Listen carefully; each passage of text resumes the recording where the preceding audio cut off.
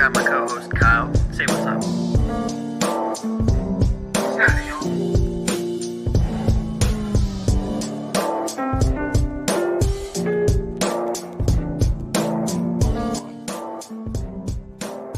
Let's get this shit going, baby. Ah, yes. The return of an icon, bro. I'm hyped for this week, dog. You have no idea. Yeah, y'all need how to win. long I've been waiting for this? A while. Yeah, bro. It is the week. You wearing that jacket out there? Absolutely, bro. This is going. The Jalen jersey, I'm wearing this over that, and then a hoodie underneath all of it. But As I you think should. the weather's supposed to be pretty warm, so like during the day I might just ditch this, and then once we go in, I'm gonna bring it. As you should. As I should. What's going on, y'all? It's another day on the Day One podcast. I'm your co-host Anthony. I got my co-host Kyle. Say what's up. What's happening, baby? Hey, we got a fun-filled, packed show for you guys today. Before we get into any of it, wherever you're watching, YouTube, Facebook, X, formerly Twitter, drop a like, subscribe, like the page, give us a follow, all that stuff. Let us know in the comments what you want us to talk about on the show, and we'll talk about it. Yep. Tap in. We're starting to talk about NBA today. Obviously, we're talking football. It's NFL season. And just keep on keeping on. Got to stay tapped in. Appreciate everybody here already in the building. Yes, sir, dude. I'm excited.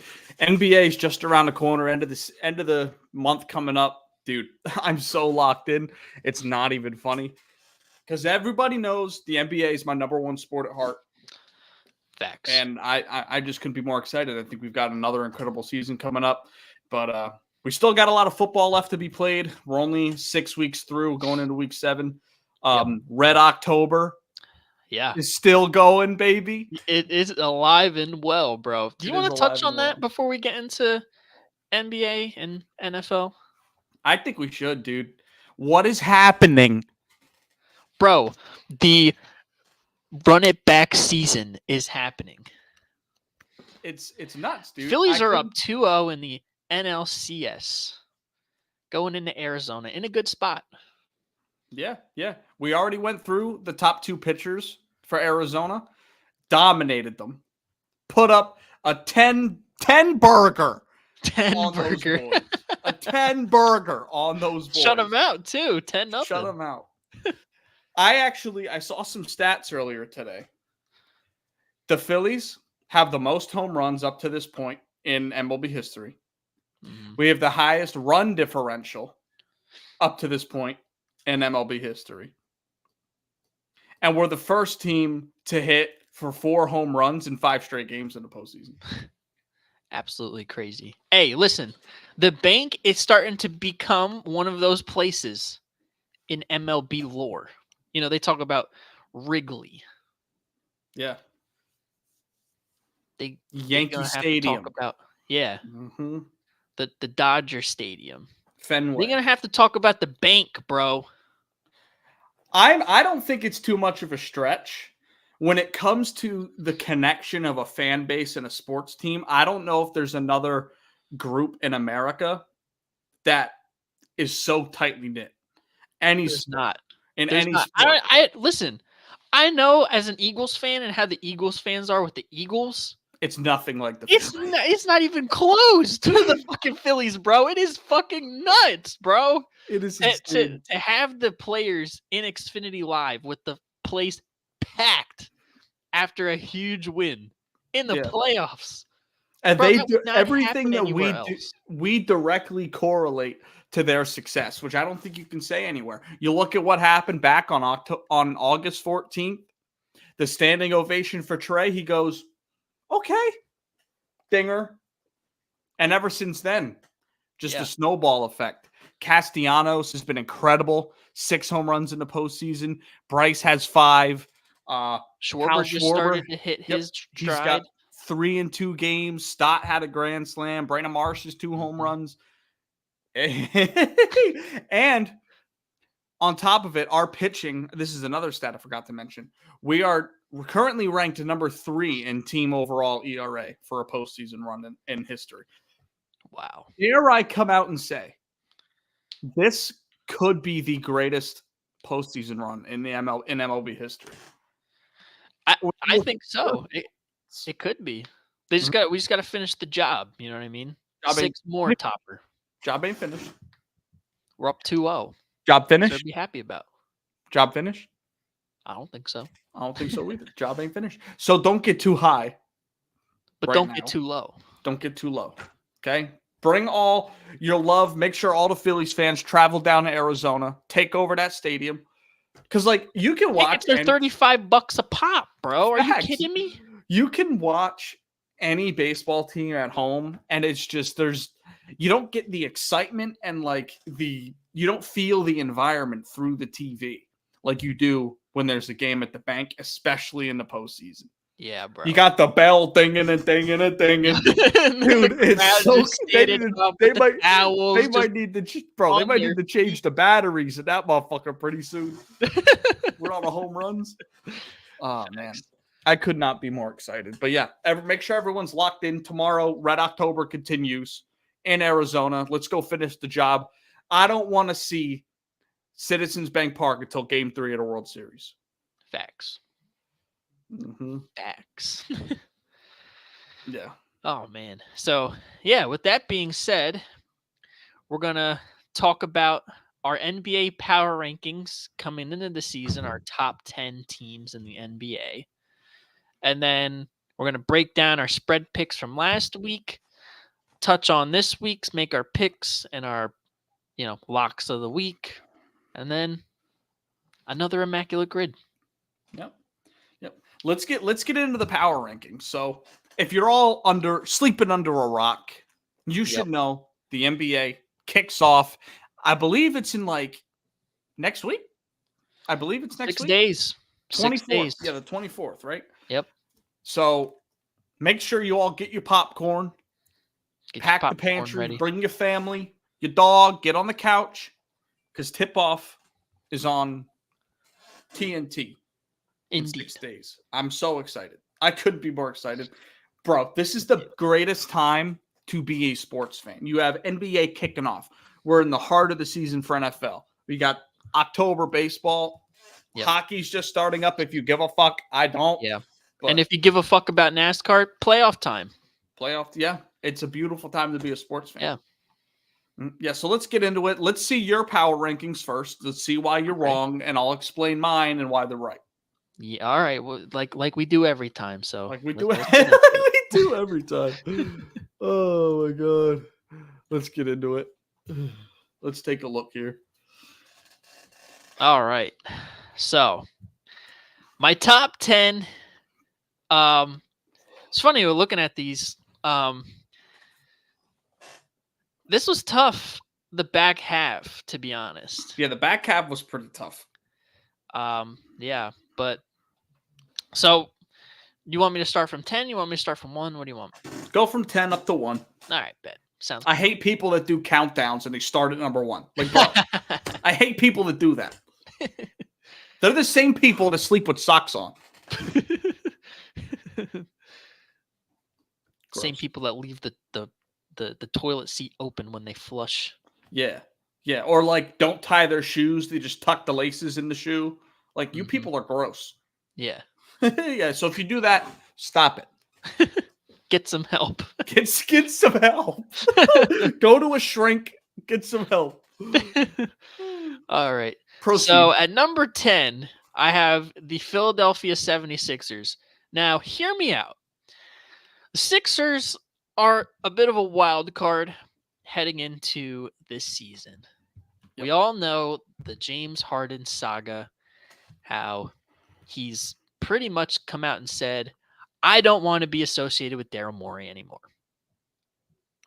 All right, cool. Let's trade him. Where are we going to trade him? Ain't nowhere. nobody want him. Yeah. Ain't nobody want him. For what they're asking, nobody wants them. Yeah. So are you banking on Harden to be there for the season with this I'm pick? banking on Harden playing out the season with this one. I think he has no other choice. Yeah, kind of. He's stuck. Unless he wants to hold out again, which I don't think is that's not good for business. No. If you want me to be all the way 100. Yeah. My concerns with the 76ers, obviously, outside of the big three, is everybody else that they're going to surround around Embiid, Harden, and Maxey. Mm-hmm. But I think the three have been together long enough that they can overcome that throughout the season. And I think the East is weak enough that they could squeak into like the mid tier of the standings. So my ceiling for the Sixers, honestly, is like being the 4th seed. Okay. If James Harden isn't there and things go awry, they're gonna fall to a play-in most likely, because Embiid and Maxey are too good for them just not to be even in the conversation. Yep. But yeah, I mean they're definitely one of those teams in the East that is just like they're kind of in no man's land. They're too good to have a top draft pick, but they're not good enough to make a finals run. Mm-hmm. And they've kind of I feel like they've kind of run their course.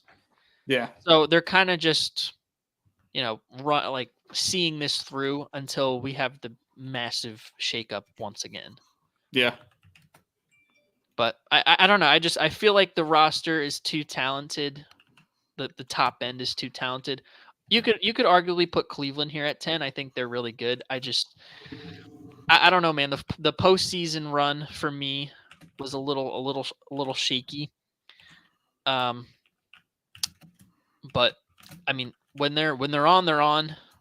So you can kind of switch these either way you like. But I got the Sixers at 10. Mm-hmm. Number 9, I got the Los Angeles Clippers. Now, another interesting team, and it's kind of bad for me to do this, but kind of banking on them being healthy for once this year. I think the top end talent is too good to not be in this conversation. I mean, you look at the roster, you got PG, Kawhi, very deep. You arguably one of the deepest rosters in the league. Yes. I mean, they're like 10, 11 deep. Mm-hmm. Their problem has been health with their top 2 stars. Hopefully, if they can stay healthy, they can kind of right the wrongs of their lackluster era so far. Mm-hmm. So, and Kawhi, it doesn't seem like he's too fond of the load management comments either. Yeah, the new rules where you have to, if you want to be eligible for All NBA or All Star games or anything like that for any awards, you need to play at least 65 games. Yeah, and I mean the media kind of called him out on it too, talking about his load management, and it could be a source of motivation for him to go out and do his thing. I think if him and PG play 65 plus games, like you said, I think they're going to be one of those teams that are in the conversation in the West. Very loaded West. I may add. I mean, half of this list here is West teams. 6 of the 10. Yeah, more than half of the teams on this list are Western Conference teams, and I left off some pretty good ones as well. I mean, the West runs like 3/4 of the conference. Yep, should be in the playoff conversation this year. Yeah, which I mean, is you look crazy. exactly. But the AFC. You look at teams like Oklahoma City. Mm-hmm. You still have Memphis out there with Ja only being out for however many games. Yep, New Orleans. There's a lot of teams. Dallas, who knows, with Kyrie and Luka. Yeah, but I mean, in my opinion, the Clippers are one of the deepest teams in the NBA. They just haven't had the luck with health. If they can have the luck. They could be one of those teams that make a second, third round push, depending on how everything shakes out in the playoffs. But yeah, I got them at 9. I have the Miami Heat at number 8. They lost a lot this offseason and haven't really done too much to kind of fill the voids.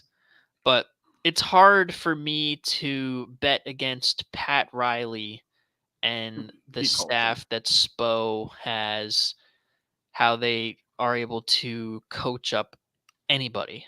The Heat culture is real.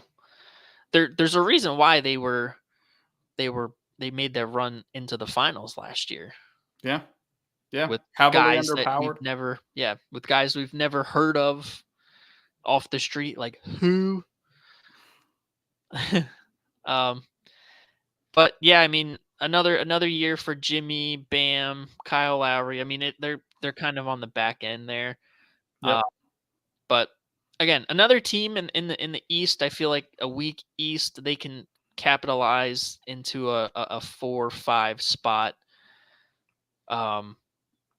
Or just if they get in the playoffs, it's kind of like the Phillies. Just let them get in the playoffs, and they're going to be a problem for anybody that matches up against them. Okay. So, I mean, maybe they make a move to, upgrade the roster during the season. We've seen that before, but we'll see. Yeah. I don't hate Miami being on this list. I mean, I won't spoil mine, but Miami's not on mine, so yeah. Yep. Yeah, I mean, what they from last year to this year, obviously the roster isn't as great, but yep, it's hard to keep the Heat culture out of the conversation. I don't know. At number 7, I have the Golden State Warriors.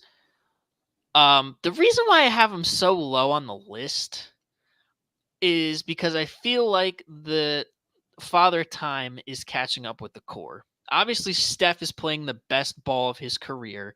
Yep. Got Wiggs, traded for Chris Paul, kind of revamped the bench second unit a little bit. But the core of Steph, Clay, Draymond, they're getting old. It sounds like this might be Clay's last year on the team. I don't know. They seem like a team that, kind of like the Sixers is running their course, but not in the same ways. But in a sense, I mean, the era is obviously on the back end of its shelf life. Yeah. They're obviously a great team in the West. Steve Kerr is a hell of a coach. They have a hell of a culture there. Steph is obviously one of the best players in the league, so he's obviously going to elevate the squad in the playoff conversations. But I don't know, man. The Chris Paul ad is interesting, because he's going to be running a lot of second unit stuff. Maybe that'll bolster them up into like top 5 conversation, but I don't know. I don't want to say that it's like trotting out the like the big 3. Yeah. Like all the over the hill NBA players, but they're getting there. But they're still good. They're still really good, and I have to have them on the list. So I got the Warriors at 7. Okay. Number 6, I have the Sacramento Kings. Now I understand. Told me off the pod, like Golden State beat Sacramento, yet you have them ahead of them. I do. Talk your shit. Yeah, as I should. I mean, I like the outlook on the roster. I feel like the Kings can make a deeper run at this stage of the game than Golden State can. Okay. They ended the playoff drought last year, got some valuable experience against the Warriors, 7 games. Warriors beat them. The experience showed. I like the addition of JaVale McGee. That was huge. And a couple more additions. to the squad. Almost got Kyle Kuzma up in there. Yeah, we were so excited. I know. We wanted him to go there so bad, but hey, staying put with Jordan Poole over there in Washington, bro. Invite all the baddies. It's gonna be food, yeah. But yeah, I mean, it's another year for the Beam team to do their thing. I think they are a pencil in for the NBA playoffs. I definitely believe that they're one of the teams that will be in the postseason. And they got the experience. Now they just got to go win a playoff series and move on to the next round and see what happens.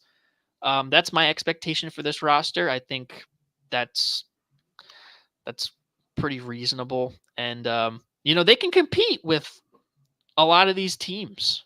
Mm-hmm. They have a very underrated core with De'Aaron Fox and Sabonis.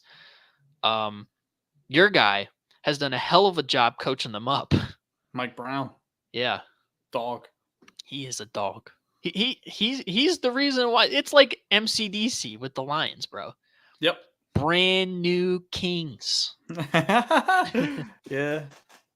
So I think they're not like a juggernaut in the West, but they're definitely a quality playoff team. Mm-hmm. So I have them at number 6. I couldn't put them in my top 5 because like the tier wise, as far as rosters go, these top 5 are a little bit better than Sacramento, but they've been coached very well. They're getting that experience. I think they'll take a step this year. So I have them at number 6. Top 5 gets very interesting here. Number 5, I have the Phoenix Suns. Now I've been quoted multiple times on how I'm not high on the Phoenix Suns. But roster-wise, I cannot not have them on this list. If at anything in the top 5, the nasty core of Devin Booker, Beal, and KD is huge. And they did their best job to get some depth around those guys, and they did an all right job. They have a lot more depth there than they did a couple months ago. They have more. I think I'd argue they upgraded Bradley Beal from Chris Paul, and they got better on the bench from last year. Yeah. Yeah, because I mean that's the problem, and that's still kind of an issue that I have with this roster. Obviously, is going to be bench, and then interior defense and just overall height. Because I mean, Yusuf Nurkic is cool, but he's another guy that has dealt with his fair share of injuries and hasn't been available. Mm-hmm. So I mean, you're gonna be relying on like what Bismack Biyombo and Bol. I guess so. That's tough, but no, I think the big 3 of those guys are gonna they're gonna make waves for sure in the NBA this year. I feel like they'll make it to the second round, and they'll meet one of these teams like the Lakers or the Nuggets, maybe the Kings, and get bounced. I'm not sure.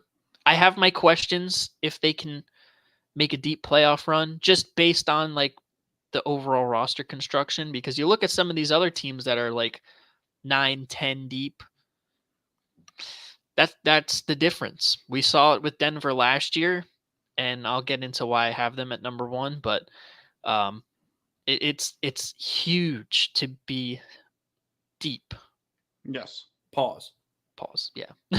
It's huge. It's huge to have quality bench guys.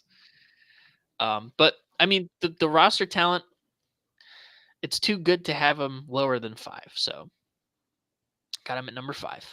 Okay. Number 4, I have the Los Angeles Lakers. I feel like they've had the best offseason overall in the entire NBA. Okay. Rob Pelinka got in the lab, pulled off his best Howie Roseman impression, and surrounded LeBron and AD with some young quality guys, and really made this team deep. This team is relatively deep. Yep. You're getting your guys healthy. Obviously, we know AD's dealt with his fair share. Father Time's catching up with LeBron a little bit, but I mean, from what they did at the trade deadline last year to make the run to the Western Conference Finals, just get bounced by Denver, it was impressive. And they went back to the drawing board and they grabbed some quality guys. They got Gabe Vincent. That's going to be a huge add to this young, interesting squad. I really like the roster, and I think they're one of the top teams in the West. I don't think they're the top team, but I think they're in the top 3 for sure. Either 2 or 3, however you want to do it, but definitely in the conversation. I think the Los Angeles Lakers are going to make another deep playoff run. Hey, we keep talking about this LeBron stuff. he might run it back in the Western Conference Finals, and we might see another Le Classic. Another Le Classic. Yeah. But yeah, no, I really like what they've done this offseason. I feel like they're going to take a step this year. Darvin Ham, underrated coach. He had them playing good in the second half of last year. And yeah, I got them at number 4. They're going to be a fun team to watch. They will. Yeah. Number 3, I have the Boston Celtics. Now, you can really flip-flop the Bucks and the Celtics. Huge moves this offseason. They lost some key guys, but they also traded and acquired some key guys. They lost Marcus Smart to Memphis, but they and they lost Robert Williams as well, Grant Williams. But they turned around and grabbed Kristaps Porzingis and Drew Holiday. Huge gets. I know we want to talk about Kristaps being a question mark, but he really does help this starting lineup. The way he's able to stretch the floor and operate, he's going to be a huge addition to this roster. He's probably the missing link for them to make the finals last year. Mm-hmm. You do take a hit depth wise, but you got your young guys like Peyton Pritchard who's ready to step up. That's why you draft these guys. But no, I think if Jaylen Brown can figure out how to use his left hand, then this is going to be one of, if not the top teams in the Eastern Conference, and they are definitely going to be. They're going to be meeting this number 2 team at some point or another in the playoffs, whether it's a second or third round. But yeah, I think I have Boston at number 3. Number 2, I got the Milwaukee Bucks, top team in the Eastern Conference. They just went out and traded for Damian Lillard and still kept the roster relatively constructed the same. Mm-hmm. Huge get for Giannis. Their play styles fit like a glove. It delegates Chris Middleton to a nice 3 option in terms of scoring, but you got some good defense there. Brook Lopez coming back, Bobby Portis. It's a good squad. It's a good squad, and it's going to be tough for defenses to key in on Dame or Giannis. That's going to be the big question mark. Mm-hmm. And I mean, I guess the only ones that might be able to match up are Boston. Yeah, that's it. That's really about it. It's amazing to see how Milwaukee has, the Giannis propaganda about him leaving Milwaukee. They felt that on their back paws, and they made moves. They did. I think they're the top team in the Eastern Conference, just based off of the potential star power with those two. It's like Kobe and Shaq. Almost. Could be. But yeah, they're my number 2. And then obviously at number 1, I have the reigning defending NBA champions, the Denver Nuggets. Another year, relatively the same roster. They did lose Bruce Brown, but Christian Braun, however you want to say his last name, he's going to step up huge in that role. He got some quality finals minutes and looked great. So I feel like that's kind of why they were okay letting Bruce Brown walk. So he'll probably play that role. But other than that, the roster's relatively the same. And they're just such a tough team to beat, bro. They're just such a tough team to beat. They're deep. Pause. They're coached well by Michael Malone. They got Nikola Jokic, who's arguably one of the best, if not the best players in the NBA today. Him and Jamal Murray. This was one of those teams where, they put it together the right way. They drafted their star guys. They let them grow. They surrounded them with some talent, and they won a championship. They're going to have a target on their back, and they're going to be a tough matchup for anybody in the NBA. And, they deserve their respect. So I have them at number 1. Okay. I could be completely wrong about all of this, but it's how I feel heading into the NBA season. I like it, bro. I don't hate it. Yeah, dude. Solid list. I'd give it a 4 out of 10. Fuck you. All right. Let's get into my list. Okay. So let's take a peek here. Drink it in. Let it soak in. All right. Let's do it. Number 10, New Orleans Pelicans. Reason being that I have them on this list, I think I left Miami and both the 76ers off. Reason being, I think Harden gets moved at some point. He's shown the gall to ask out of places and come into off seasons out of shape and just be completely checked out, even on the court. We saw him quit on Houston, the Nets, Brooklyn, now the Sixers. Yeah. So I left them off. And then with the Heat, man, you lose Gabe Vincent and Max Strus. Now you have to rely on what? Kyle Lowry, 37-year-old Kyle Lowry, who was already bad last season. Yeah. Now you need to ask him to do more. Jimmy Butler's not really young anymore. I expect him to be relatively the same player. But, I mean, that roster in the back half is really, really young and hasn't shown anything, or really, really old like Kevin Love. Right. So, and in my opinion, if you're not getting better, you're getting worse. So, yeah, I left them off the list. But number 10, I have the Pelicans here. Reason being, I'm banking on Zion to be healthy this season.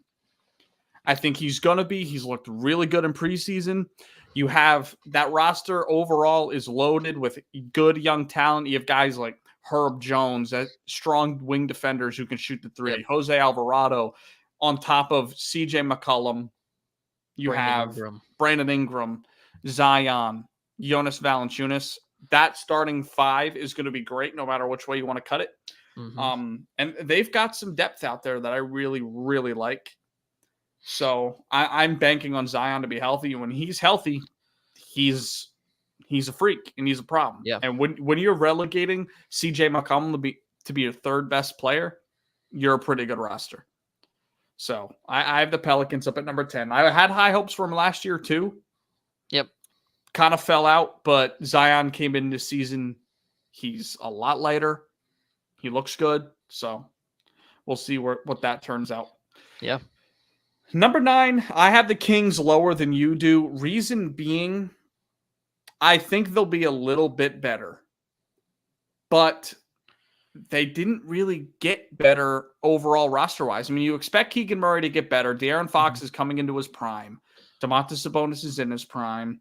You have Davion Mitchell who's coming into his prime. They've got some guys out there. Monk off the bench too. He's been huge. Yep. My concerns being, though, I think they're going to lose Harrison Barnes at some point this season.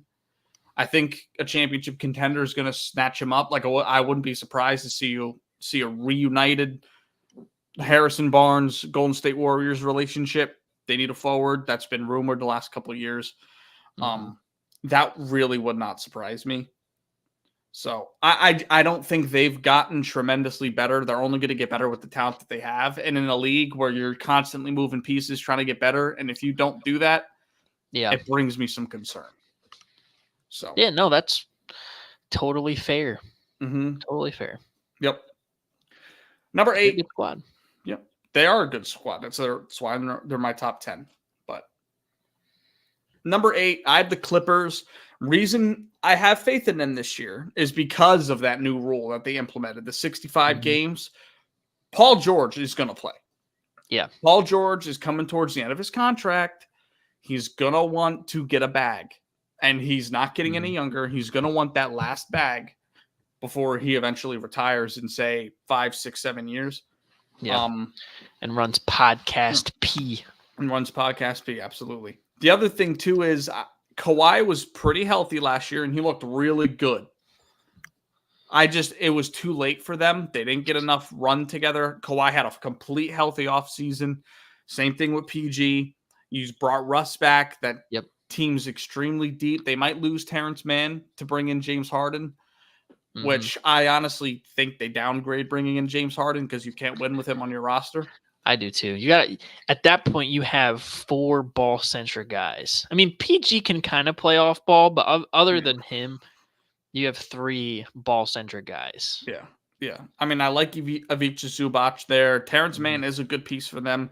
You still have Nick Batum. Like, they're coming towards the end of this run with as well. Mason Plumlee. They're coming towards the end of this run with this overall team. Just based off age, guys are going to want to get paid.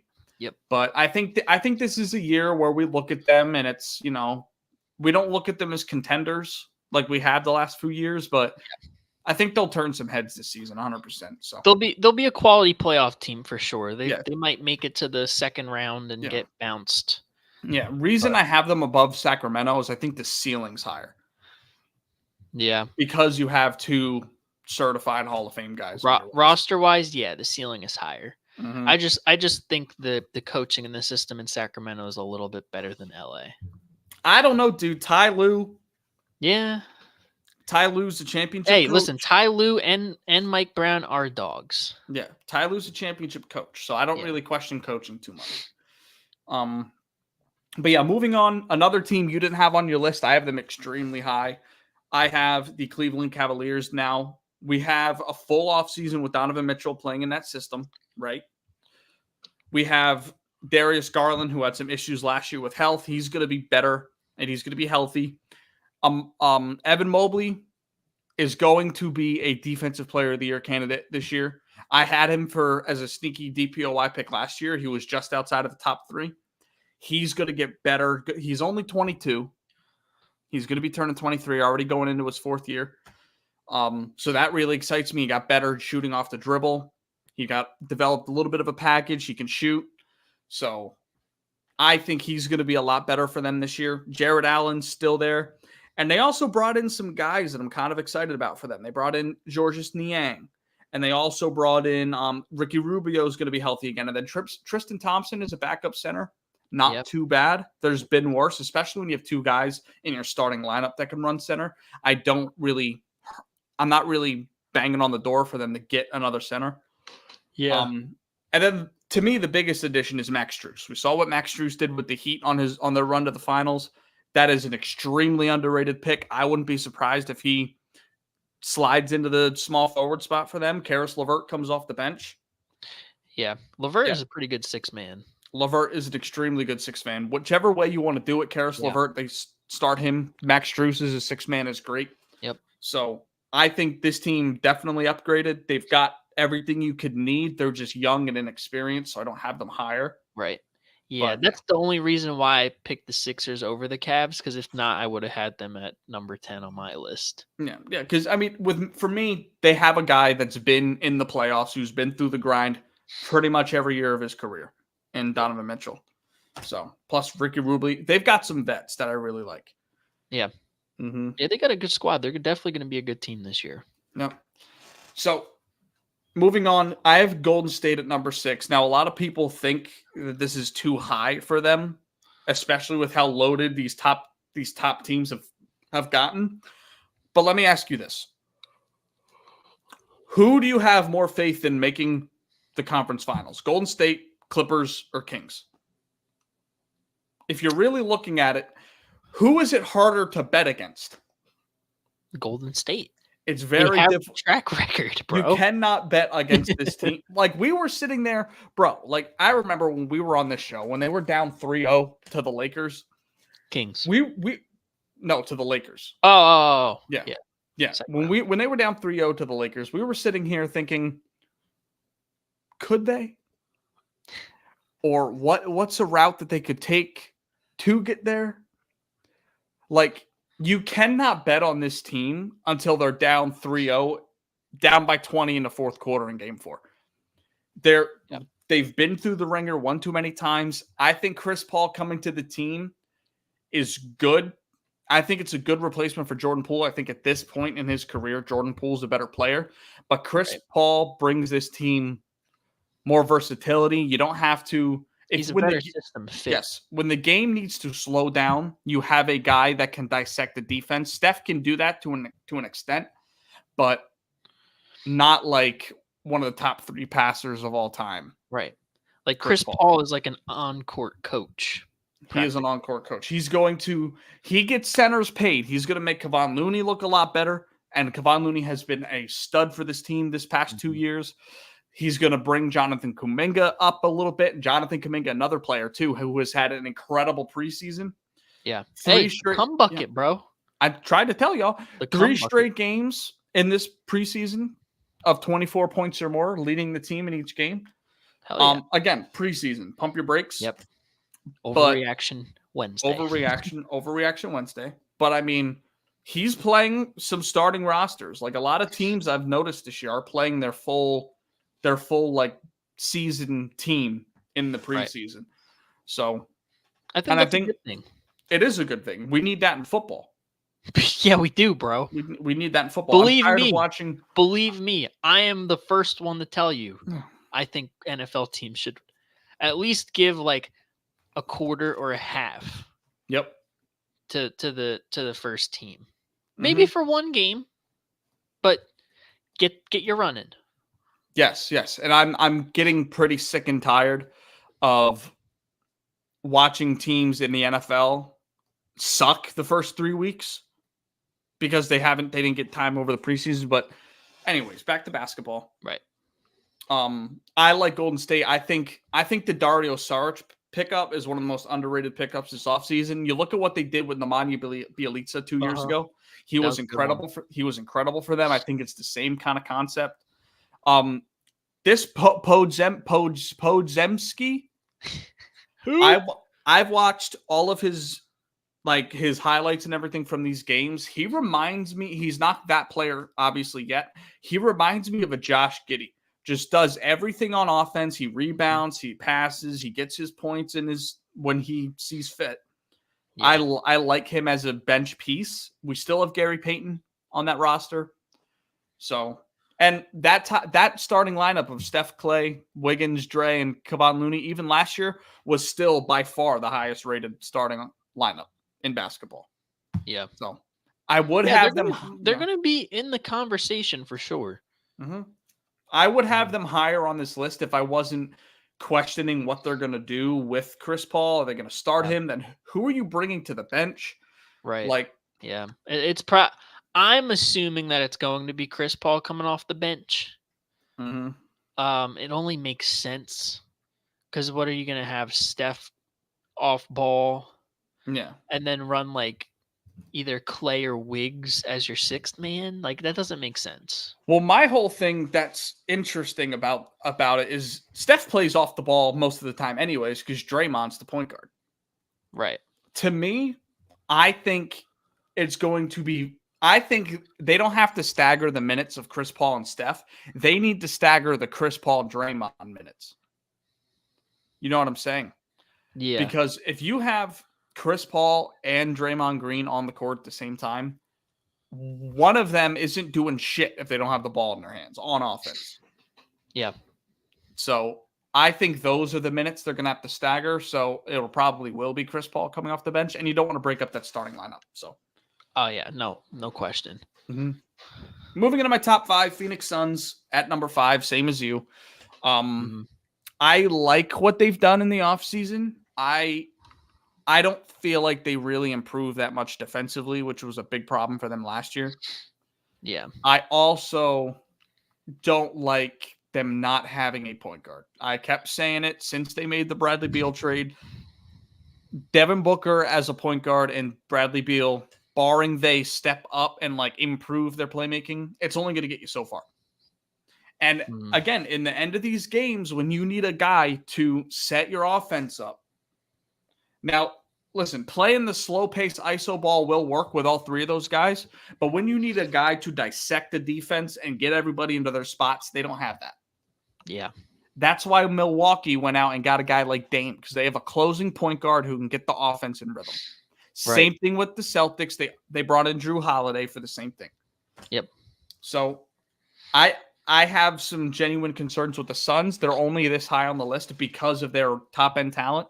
Yep. That's exactly why I have them at 5. Yeah. Yeah, we might revisit this in a couple months where we redo our power rankings. You might see them fall to 7, 8, 9 because of those issues. Yep. But they'll win a lot of games in the regular season strictly off of pure talent. So yeah, that's for sure. Yep. Number 4, Lakers. Another offseason that was just absolutely incredible. They brought in guys like Christian Wood. They still have guys like on the back end of their bench, like Max Christie, are still there. You brought in Gabe Vincent, Jared Vanderbilt. Jared Vanderbilt is actually one player I'm super excited about this year because he's been working all offseason with LeBron. Yeah. I read an article somewhere that he moved out. Like Jared Vanderbilt bought a house close to LeBron, and they've been working since like the end of the season, kind of like what Julian Edelman did with Tom Brady in the off seasons. Right. Sort of the same concept. I think that's giant for them. Yeah. Because he was a dog on defense last year. Now you get into the mind of arguably the greatest basketball mind to ever play. That's huge. Yeah. And we've heard the stories from Shumpert about how LeBron was literally telling the opposition what they're going to do. Yeah. And what he's going to do and how the entire play is going to go. Yeah. And then Yeah. So, and the other thing too is same thing I said about the Clippers. LeBron, if he wants to get into the All-NBAs and keep everything going up for him when it comes to award totals to push for his GOAT case, he's going to want to make an All-NBA team. So barring health, he's going to play at least 65 games. Right. And I would argue the same Anthony Davis as well. Yeah, I would argue the same thing with AD. Barring health. That's the biggest concern with them. But I think you're concerned about health with 8 of the 10 teams on this list. So I'm not going to penalize the Lakers for being concerned with that. Yeah. They have one of the deepest squads. Yes. Yep, for sure. I agree. So number 3, I have Denver. I have them all the way down at 3, even though they're the reigning champions. My concerns with this team, I think the Bruce Brown loss is much bigger than what people are saying. And it's not so much that Christian Braun can't fill that role. Christian Braun already had a relatively big role last postseason to begin with. So they didn't really bring anybody in to replace him. They brought in Justin Holiday, I guess. If you want to put Justin Holiday on your court, sure. You lose Bones Highland and you bring in Reggie Jackson. To me, Bones Highland's a better player right now. Reggie Jackson had that nice run with the Clippers, like was it 2 years ago? But I don't see it there. And again, you have DeAndre Jordan as your backup center. Like they have no rim protection whatsoever. And I think you look back at the last 15, 20 years of NBA champions, this is the only team that's really won a finals without having an elite front court defensively. Like you look 2020 at the Lakers with LeBron and AD, Dwight, you have Draymond, you have even as far back as Tim Duncan, you have Giannis. Like there's all sorts of, you need a elite defensive front court if you're going to win a championship. And I don't see the Nuggets doing it a second time.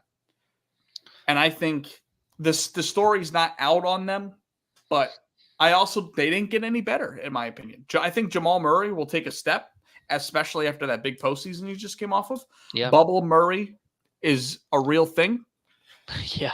So I think they'll be just as good, but I think the two teams above them just by far and away got way better.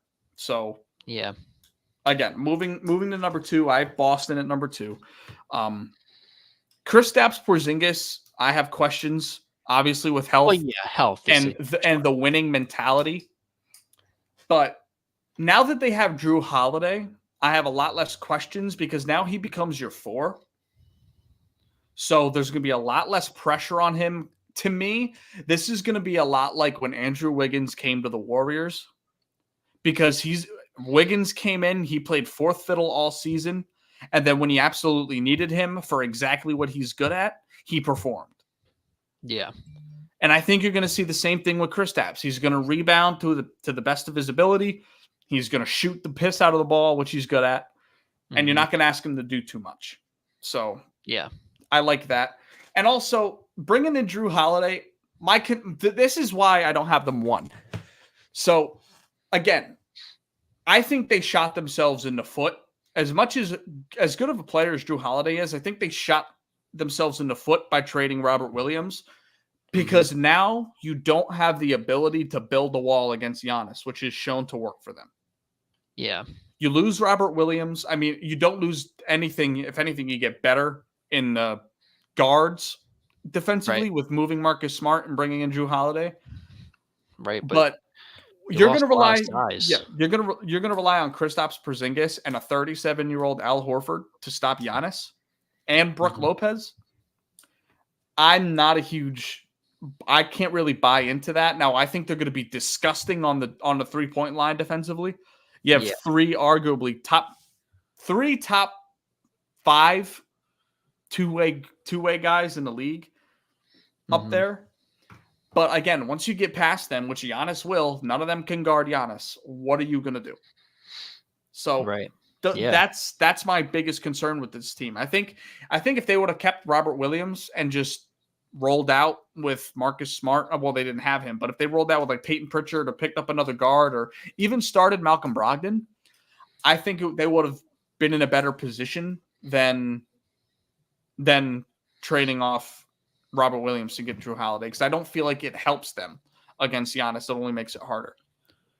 Yeah. And then speaking of Giannis, number 1, Milwaukee, the Milwaukee Bucks. I think this is the only team in the NBA without a hole. It's the only team. You need front court defense. You have it in Brook and you have it in Giannis. You need 3-point shooting. Yep. You have it in Dame. You have it in Brook. You have it in Chris Middleton. You need a closer, which they needed. They have Dame. You need a guy to set up your offense. You have Dame. They have absolutely everything. They have a bench with Bobby Portis and company. They have a real juggernaut. Yeah, There's bro. not a it's single crazy. hole. There's not a single hole. You still have Pat Connaughton on that team. That one trade that they made absolutely solved every problem that they've had. So I don't know how this team isn't the favorite right now. I think Vegas odds says they are. Yeah, but they should be. Yeah, and they should be. And I think they'll probably stay at that number 1 the entire season, barring injury. So, yeah. That's my power rankings. Yeah. Hey, I like the list. I like it a lot. Thanks, dude. Give it a solid 3 out of 10. 3 out of 10? Yeah. That's respectable. Pretty mid. That checks out. Oh, man. Yeah. But no, it's going to be a great NBA season. Absolutely. It's going to be. So here's what we're going to do. Kyle's got to take a Waz, so we're going to go on a 30-second intermission, and we're going to get into our NFL picks. Sound fair? Hey, sounds good to me. All right. Catch you in 30.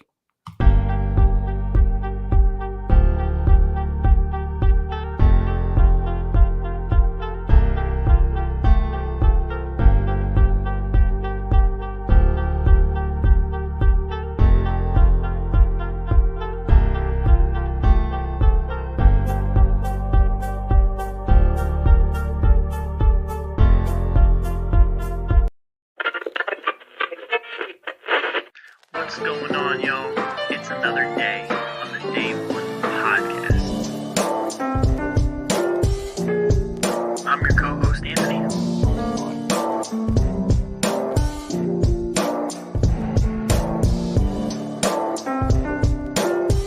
I got my co-host, Kyle. Say what's up.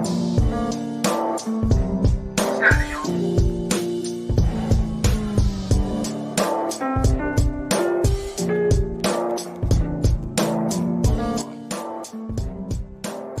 Let's get this shit going, baby. And we back. Hey. Just like that. So, what do you say we get into it? All right. Sounds good to me, brother. Yep. So what? Are you down bad? A little bit. I still got a nice lead on you, though. You do. Little bit of a rough week for me picking. Kyle got the best of me this week.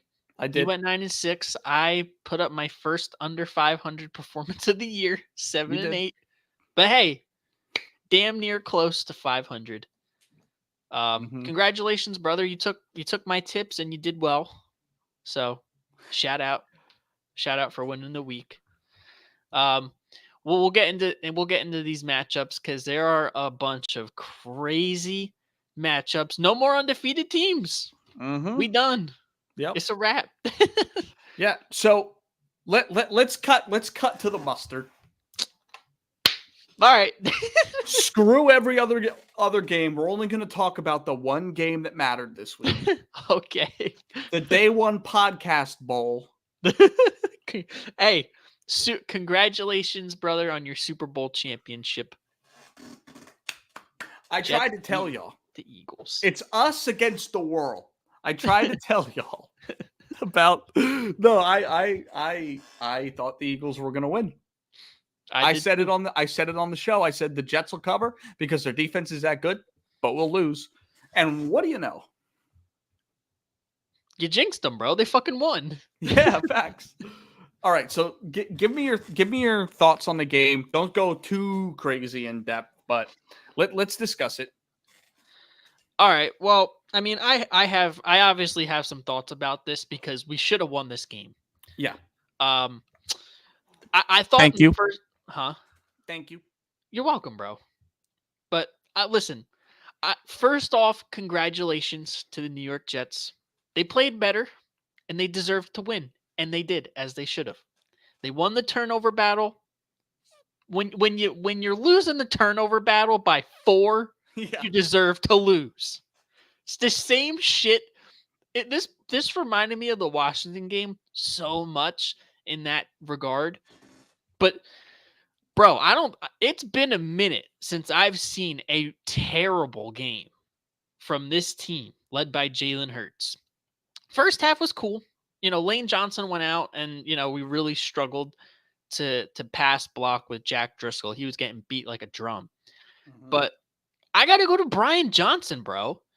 I understand that you're down like your entire starting secondary and y'all are on practice squad corners.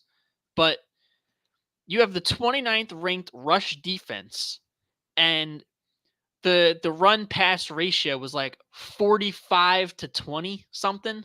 Yep. When our identity is running the ball. Like, what are we doing? I understand that, Swift wasn't having the best day, and as a whole, we weren't having the best day running, but you got to keep the defense honest. We can't just sit back and throw. I don't understand the infatuation that our coaches have with just pass, deep bomb, deep bomb, deep bomb. Bro, it's football. You run, set up the pass, you pass, set up the run. It all goes hand in hand. I don't understand how coaches that get paid millions of dollars and do this for a living can't see it. But, us on here on this program at home watching can see it. Yep. It makes no sense, bro. Absolutely none. I thought Sean Desai, again, had another fantastic day, given the fact that we were dropping like flies on that defensive side of the ball. He did very well holding you guys to only field goals until the end of the game where we let you guys score to get the ball back. My problem is all on the offense. Mm-hmm. Jalen Hurts looked confused. The line, they were holding up like a bunch of traffic cones after Lane Johnson went out. Brian Johnson just he opened up the can of worms that I thought he sealed up last week. It's ridiculous, bro. We should have lost that game the way that we played in the second half. Yep. It was ridiculous. Absolutely criminal. And then to put the icing on the cake, Devontae Smith does not drop balls. No. But apparently when he's like crying about not getting the ball and then he's wide open, bro, he probably could have ran that in for a tud. Drop. Right here, bro. My girl could have ran that 15-yard dagger and caught that ball wide open. Mm-hmm.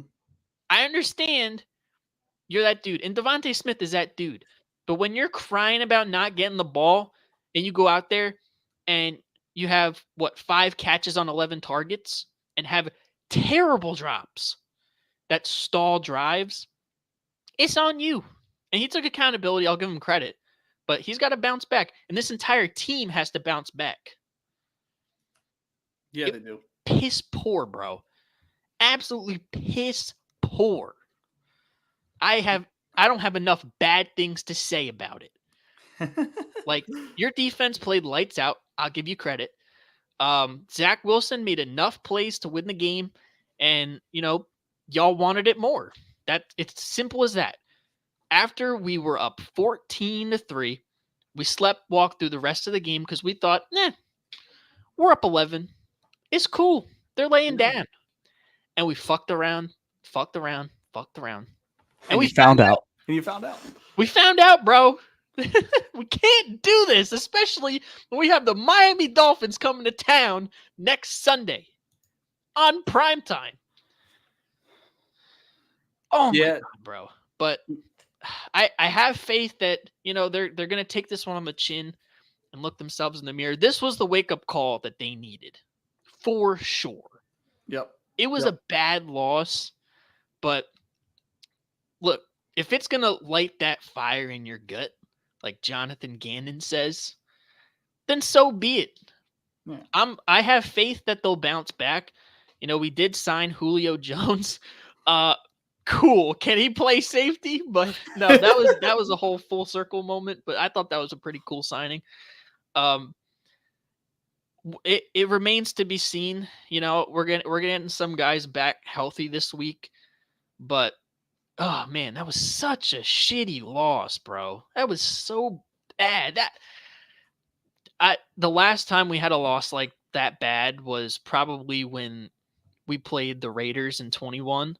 And Derek Carr had like 90% completion percentage. Just put his absolute meat on the birds. Absolutely ridiculous. Can't have it, bro. Cannot have it. This is as much as it's on Jalen Hurts for the 3 interceptions, it's on Brian Johnson for being an absolute knucklehead in the play calling department. You can't abandon the run when you are one of the top run teams going up against the 29th ranked rush defense who's given up over 120 yards per game. Can't abandon it just because you have the shiny matchups on the outside. Can't have it, bro. We got one-dimensional, and that's my thing about Brian Johnson. We just get so one-dimensional that we get predictable. Yeah, and what's even crazier is you were up in this game basically the entire game, and you're still passing the ball. Like, you guys didn't do what makes you guys the best. Control the time of possession, not turn the ball over, just absolutely impose your will and physicality on the other team. You just didn't do it tonight.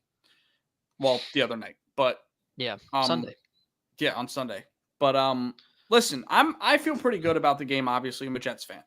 Well, obviously you do. yes, obviously I do. Our offense played like shit. Garbage. Yep. We should not have been involved in this game whatsoever. And I think I texted you this during the game. I was like, it was, I believe, 14-9 or something like that. And I was like, bro, if we had Aaron Rodgers in at quarterback right now, it might be 30-14. It might have been 50-14 the way we were playing. Yeah. And I'm gonna ask you a question before I really get into my thoughts. Mm-hmm.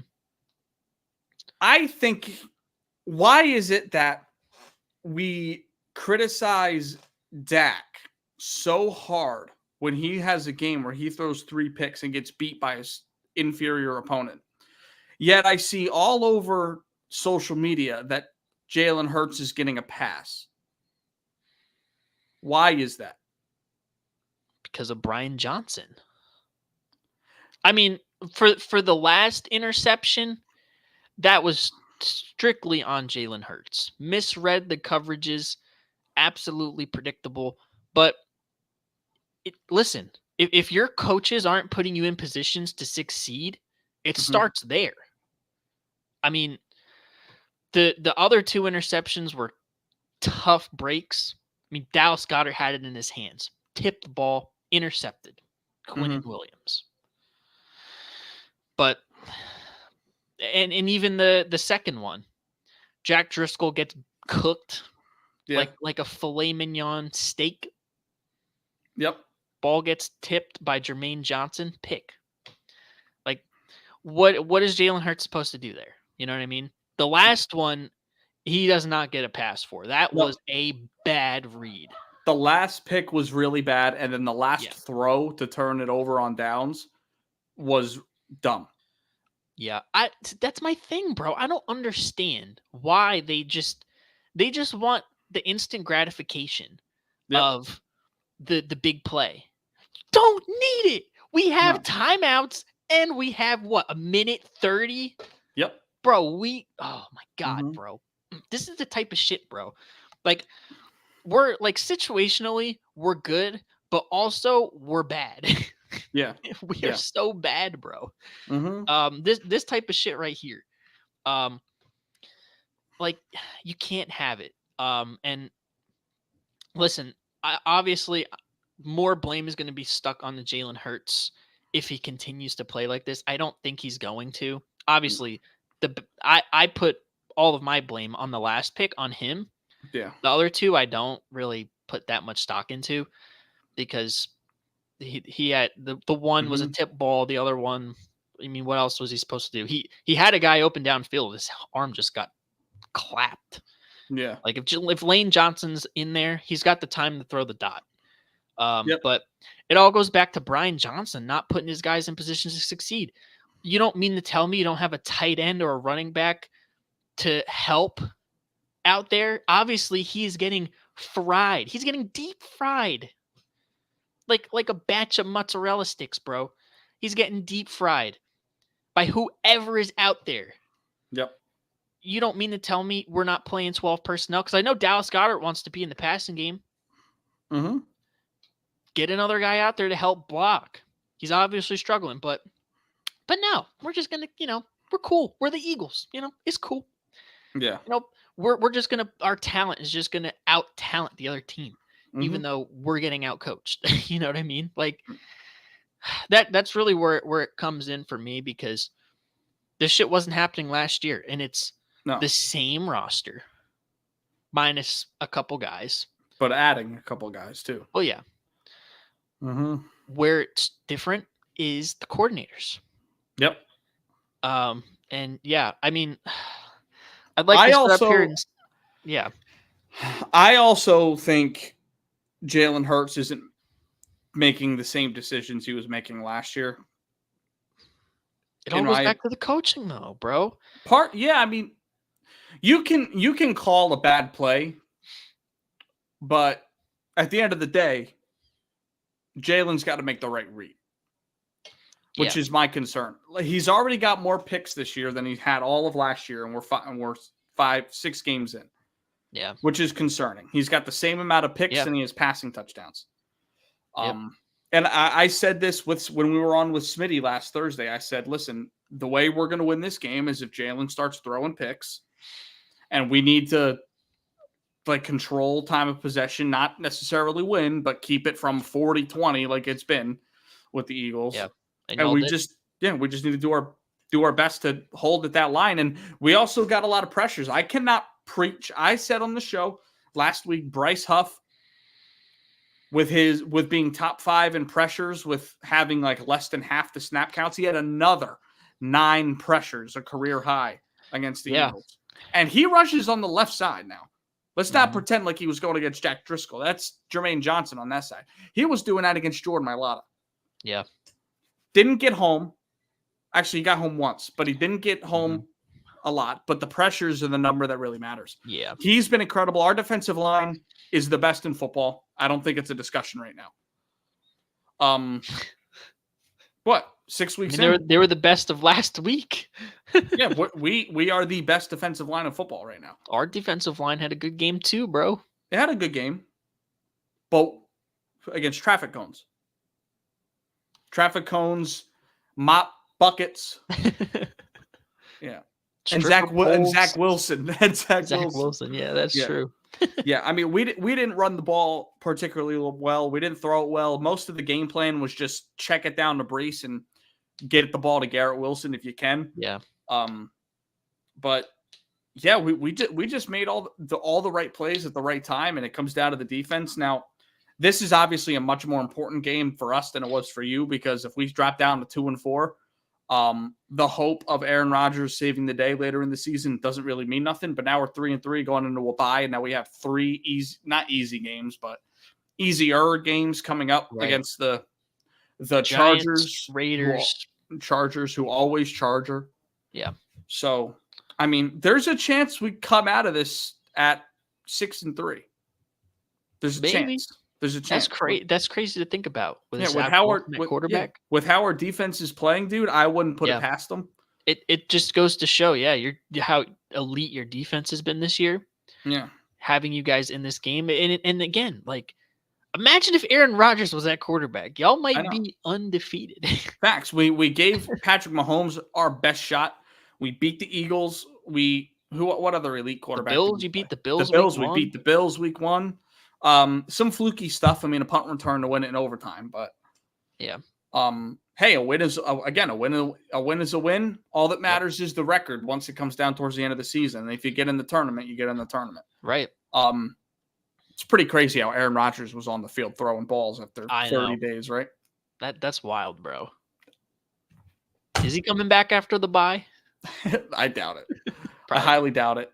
He was on the Pat McAfee show today talking about it, and he said he still has a lot of landmarks to hit before he's on the field. So, but he's already hit a shit ton of them. So, I mean, I don't know what the game plan is. Week 12? I don't know. Hey, listen, if y'all are in the playoff hunt, bro, could happen. Yeah. My dream is he's back week 13, because that's when we have Dolphins, Patriots, Dolphins. Mm-hmm. That's my prayer.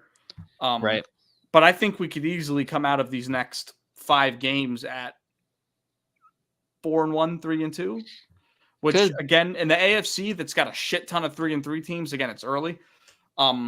There's a real chance that we are in the playoff hunt when he comes back. So, if he comes back, I think it's inevitable at this point. I mean, you look at the progression he's made. He's already on the field. He's got no limp. I mean, he's obviously minimal limp. He's not like moving like crazy or anything like that. But the guy was on crutches 2 weeks ago, and he's already walking on 2 feet, no problem. So, like, I don't know what to think. Is he going to be doing box jumps next week? Is he going to be up 2 weeks from now? Who knows? Yeah, I don't Find know. out next week on Dragon Ball Z. But yeah, facts. No, hey, good quality win for the Jets here. Mm-hmm.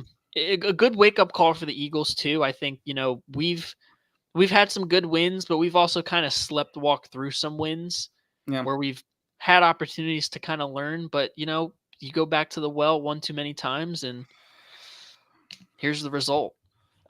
Hopefully they figure that shit out, and Mm-hmm.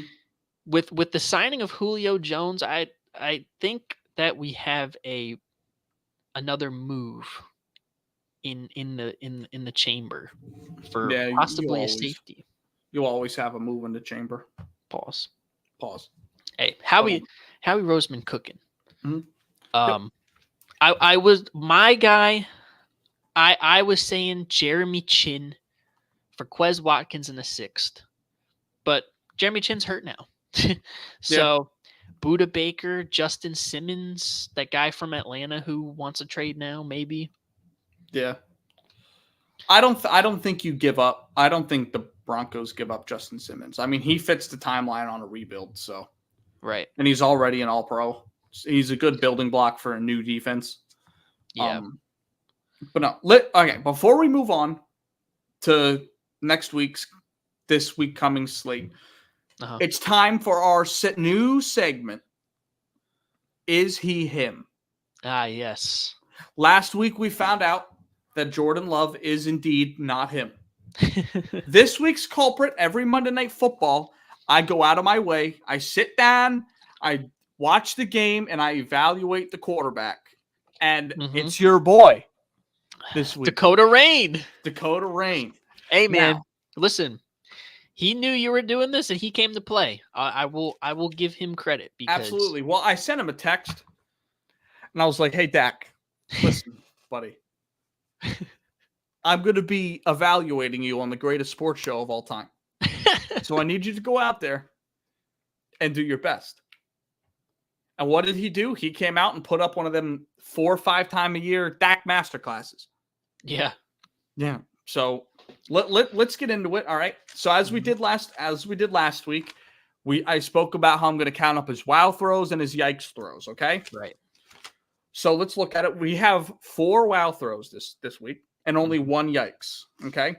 So let's take a look at some of these wows. Drive 5. We have a wow throw. This was the dart to Gallup for the touchdown that was dropped. Yeah. That was a great throw. I had another he was held on that play and pushed out of position. Almost a pick too by Derwin James, but elite ball placement. Yep. On that one. Yes. Drive number 6, this resulted in a field goal. Okay. It was first down after an incomplete pass to Gallup on a PBU. We had that sick 20-yard out, like toe drag swag to CeeDee Lamb. Yeah. That was an incredible dot. Okay. And then we have, I believe it's 2 more on the second to last drive. Yes. We have a wow throw, drive 8. This is 3rd and 11 after 2 terrible runs. I believe there was like a 5-yard run, then a false start, or 4-yard run, false start. Yeah. There was a lot of penalties. I that for sure. Yeah. This is 3rd and 11. Dak escapes the pocket, escapes the pressure, rolls out to his right, looks to scramble, throws it across his body a few yards to Tony Pollard, who then takes it up 60 yards. Great read. Get it out of your hands. He didn't have anywhere to go. Yeah. On that, get the ball to your best. Yeah. Your best. Yeah, that was one that we watched it together, and that was one. The throw itself wasn't the wow, but for him to be able to extend the play and read the situation and make the dump off, that's top tier. Yeah. And then also 2nd and goal after the Pollard rush or reception. This is the touchdown to tie the game later on in the 4th quarter. Second and goal. He was backpedaling. He was completely off balance. Threw it across his body. Flew a floater that dropped right in the basket for Brandon Cook's touchdown. Mm-hmm. Yeah. That was by far the best throw of the night, both sides. Okay. Yep. So I thought that was an incredible play that tied the game for him. What happens next drive? You end up with a field goal, puts you up 20-17. You win the game. Mm-hmm. Right? Yeah. So I gave him a performance grade for today for that game on Monday, and then his overall where I think he ranks. Right. In the basis of the NFL. So I gave him a 9 out of 10 for that game. Yeah. I'm not going to give a 10 out of 10 unless there's 0 yikes throws. It's the only way. The only yikes throw we had was in that 9th drive. It was 1st and 10. It was an overthrow to Gallup for a touchdown. Yeah. The overthrow to Gallup for a touchdown. I think it was Pollard. Wasn't it Pollard? No, it was Gallup.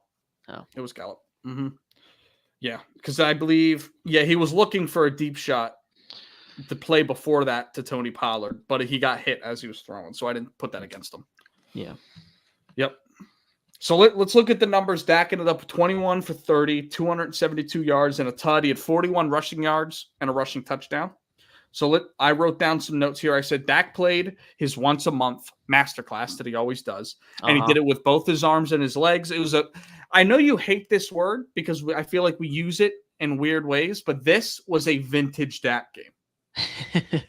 This was absolutely a vintage Dak game. You look back and well, I mean, hey, listen, he's a different quarterback now than he was when he first started. So for him, I don't really hate it, but I hate when like when they use it for like Jalen Hurts.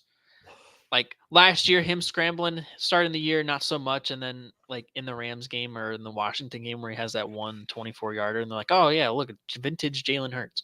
Bro is 25. Yeah, bro's 25. Yep. and Dak's only 30, but you look back, like he really hasn't run since he got his freaking leg snapped. Yeah. That was absolutely disgusting. Yeah. Now listen, Dak took 5 sacks, but I thought he escaped the pocket incredibly. I thought the pressure was on him all night. He did well. Yes, he got outside the pocket, and I felt he was especially great outside the numbers. Right. Like sideline to sideline, I thought was absolutely incredible. And my notes saying here, I think that Dak is a fringe top 10. If it were me, I know you have your Dak hatred. Mm-hmm. I think Dak's sitting comfortably in that 9-10 spot.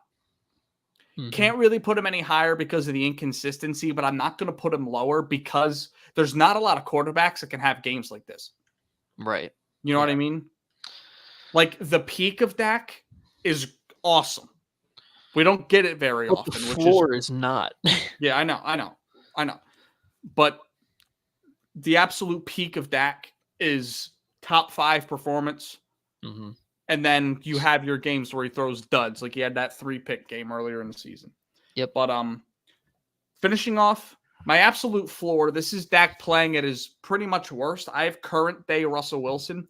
Reason being, I think we look at Russell Wilson now. I feel like he'd be a lot better quarterback if he ran like he used to.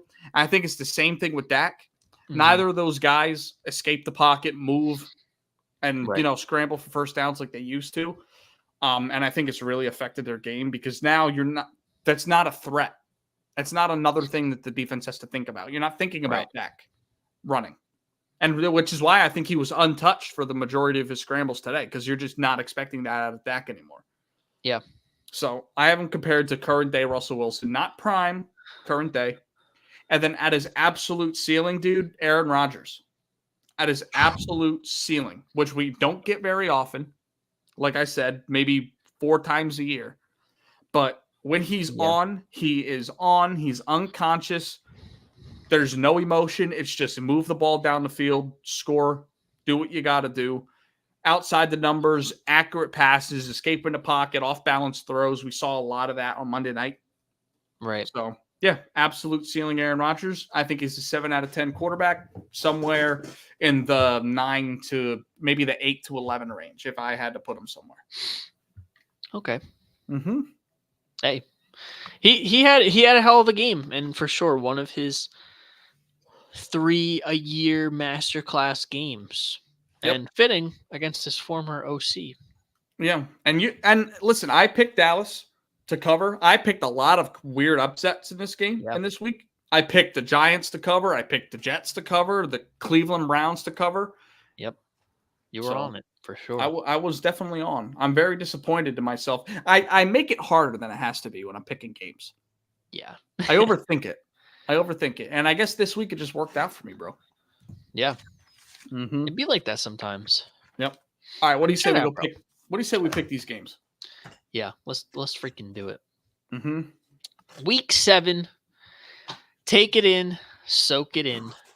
6 bye teams this week. Yeah, 6 teams on a bye this week. Cincinnati, Houston, Dallas, Tennessee, Carolina, New York Jets. Rest up, get healthy, shout out. So, yeah, let's hop into this first game here. This is an interesting game. I'm excited for this tomorrow. Just because we don't know if Trevor Lawrence is playing or not. Yeah. So Jacksonville on the road against the New Orleans Saints. Saints are 1.5-point favorites at home. We don't know if Trevor Lawrence is playing or not. We don't. Give me your thoughts on the game. I'm going to fact check to see if there's been any movement in that. Okay. I say if CJ Beathard is suiting up, I'm taking the Saints here. Just because we know who CJ Beathard is. He is a backup. He is not that dude. Going into New Orleans, tough environment to play. He's gotten the first team snaps this week. Mm-hmm. I mean, Jags are playing well, but if you don't have your guy, it's going to be an uphill battle regardless. I think in terms of the interior, the Saints match up well against the Jags. They can probably mitigate ETN a little bit, and they have the corners to mitigate Christian Kirk and Calvin Ridley. Mm-hmm. So I'm gonna roll with the Saints at home here. Yeah. Okay. Based off this article I read, this was posted last night. Apparently he's rapidly improving day to day. Mm-hmm. He feels super optimistic about playing. He feels a lot better than he thought he was going to. So I would probably bank on him playing. All right. I would probably bank on him playing, to be honest. But Makes I it a little think tougher, but I still think I'm gonna roll with the Saints. Okay. They just match up. Yeah. I'm with you on that. I like Derek Carr at home Thursday night. Derek Carr shows up in primetime games. Not a lot of people think he does, but he actually does. Yeah. And Trevor Lawrence, even if he is on the field, he's not going to be 100%. Right. So I think I'm going to ride you. Paul. Ride with Whoa. you. Time out, bro. Time out. I could have just kept talking. We wouldn't have even noticed it. Time out. Hey, I'm drop an AO in chat for that. Yeah, I'm just gonna ride with you. There you go. That New Orleans is gonna win this game. Words, bro. Words, bro. I speak those. I'm trying. Oh shit. my god. Oh man, I'm sorry. If only we were on ESPN. Dick Good would be having a field day beep, right beep, beep. Yeah. He said, "Ride me on national television." Beep, beep, beep. Yeah, it'd be like watching like a silent movie, bro. Facts. Yep. Oh man, New Orleans at home. Yeah, me too. All right, first Frankfurt game. We got an absolute barn burner. Cleveland Browns taking on the Indianapolis Colts. News just broke. Anthony Richardson is out for the year. Mm-hmm. So Gardner Minshew is that dude now for the Indianapolis Colts. For Cleveland, do we know if Deshaun Watson is coming back? It sounded pretty good from what I read, but I'm going to say he is. I mean, we really thought last week he was going to. I mean, the guy's been cleared for a week and a half. Yeah. Maybe because it's in Germany, they may not fly him out there. Or if he does come out there, he won't play because of the weird system of it all. But I'm going to bank on him playing, I think. Yep. Yeah, with that being said, I'm actually going to take Cleveland. I feel like this line's a little bit insulting. You go to your backup quarterback with Indianapolis, even with whoever they start in Cleveland, that defense, dude, is no joke. Yeah. That's a top 5 defense in the NFL, bar none. And they absolutely shut down the Niners. They're flying high. International games are really weird. Is this the first game in Germany, like ever? I don't know. I don't think so. No? Okay. I wasn't sure if it was or not, but because I just don't remember it from last year. But yeah, I don't think so. But I could. Yeah, I like Cleveland and their defense to just dominate. Yeah, I do too. I mean, it's hard to bet against them after the performance they just put up against the 49ers. Their defense is elite, and shout out to Jim Schwartz for coaching the hell out of that squad. And they just match up so well against this Indianapolis offense. Mm-hmm. that front is just going to have a field day, bro. Probably. Yeah. So yeah, I'll take Cleveland with you. Word. That's how you phrase it, bro. Take notes. I'm taking my notes, bro. I got the notepad. None of that sus shit. All right, divisional matchup here. We got the Buffalo Bills heading into Foxborough to take on what is left of the New England Patriots. What is left? The Bills are 8.5 road favorite, 8.5 point road favorites. Division game. This almost seems like a bit of a trap line, don't you think? Not to me. Listen, I quote Nick Wright and Colin Cowherd a lot on this show. Even though they have like pretty wild ass takes, their facts that they bring to the table like are interesting things that I don't really think about because they've got like the production and everything to really build their arguments with stats. This isn't so much a stat, but like say every NFL team no longer had a roster and you had to claim everybody off of waivers. Mm-hmm. I'm not convinced a single player on that New England offense gets picked up at all. Maybe Ramondre Stevenson. Maybe Zeke. Maybe. But who do you want on that team right now? No one. Right. Yeah, and for a defense that I keep saying, hey, look, they might be good because they have Belichick and they've got decent players back there, but dude, they're fucking what are they? 1-5? They're 1-5. Yeah. Yeah.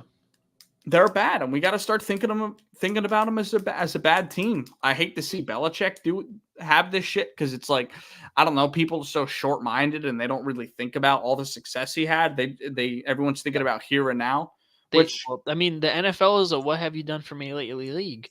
It absolutely is. The narrative now with Bill Belichick is that his success was because of Brady.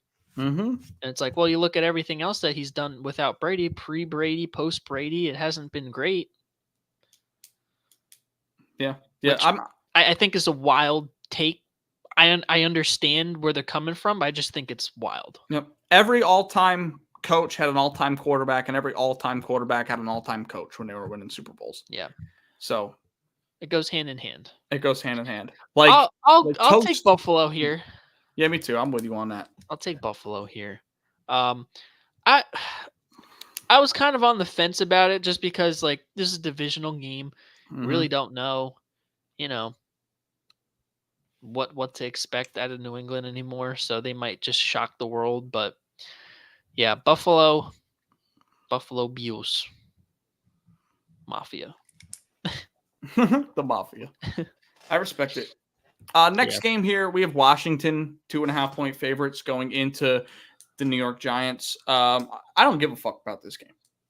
Bro, here's a tie alert. This might end in a tie. Yeah, this might end in a tie. Washington hasn't been terrible. Sam Howell has actually played good in like 4 of his 6 starts. Right. I don't know if I don't know. Saquon's back. We don't know if Daniel Jones is back. I don't think it matters. I didn't see a drop off. If anything, it was better. Yeah, if anything, it was better. So I don't really care who starts for them. Yeah. You know what? I'm going to take the Giants here. I'm with you. I'm going to take the Giants as well. Look at you, bro. Yeah, no, this could be a trap game for Washington. Divisional game on the road. They had their number last time they played him here. Another week for Saquon to get healthy. He looked pretty good against Buffalo. For some reason, the Giants beat Washington at home. Yep. And then Washington beats them at their home. So it really doesn't matter. Yeah, give me the Giants. Yeah, I don't expect Sam Howell to start his season 3-1 on the road. No. So no. Yeah, I like the Giants as well. Yeah. Shout out, Mom. Why you riding me? Pause.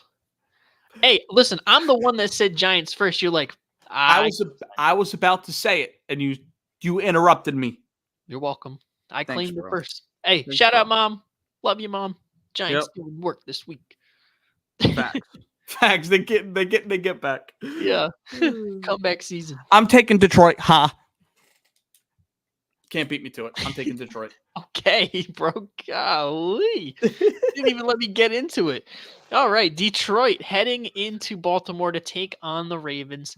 This is a really good game. You said Detroit +3. Man, This one's. I'm also going to take Detroit +3.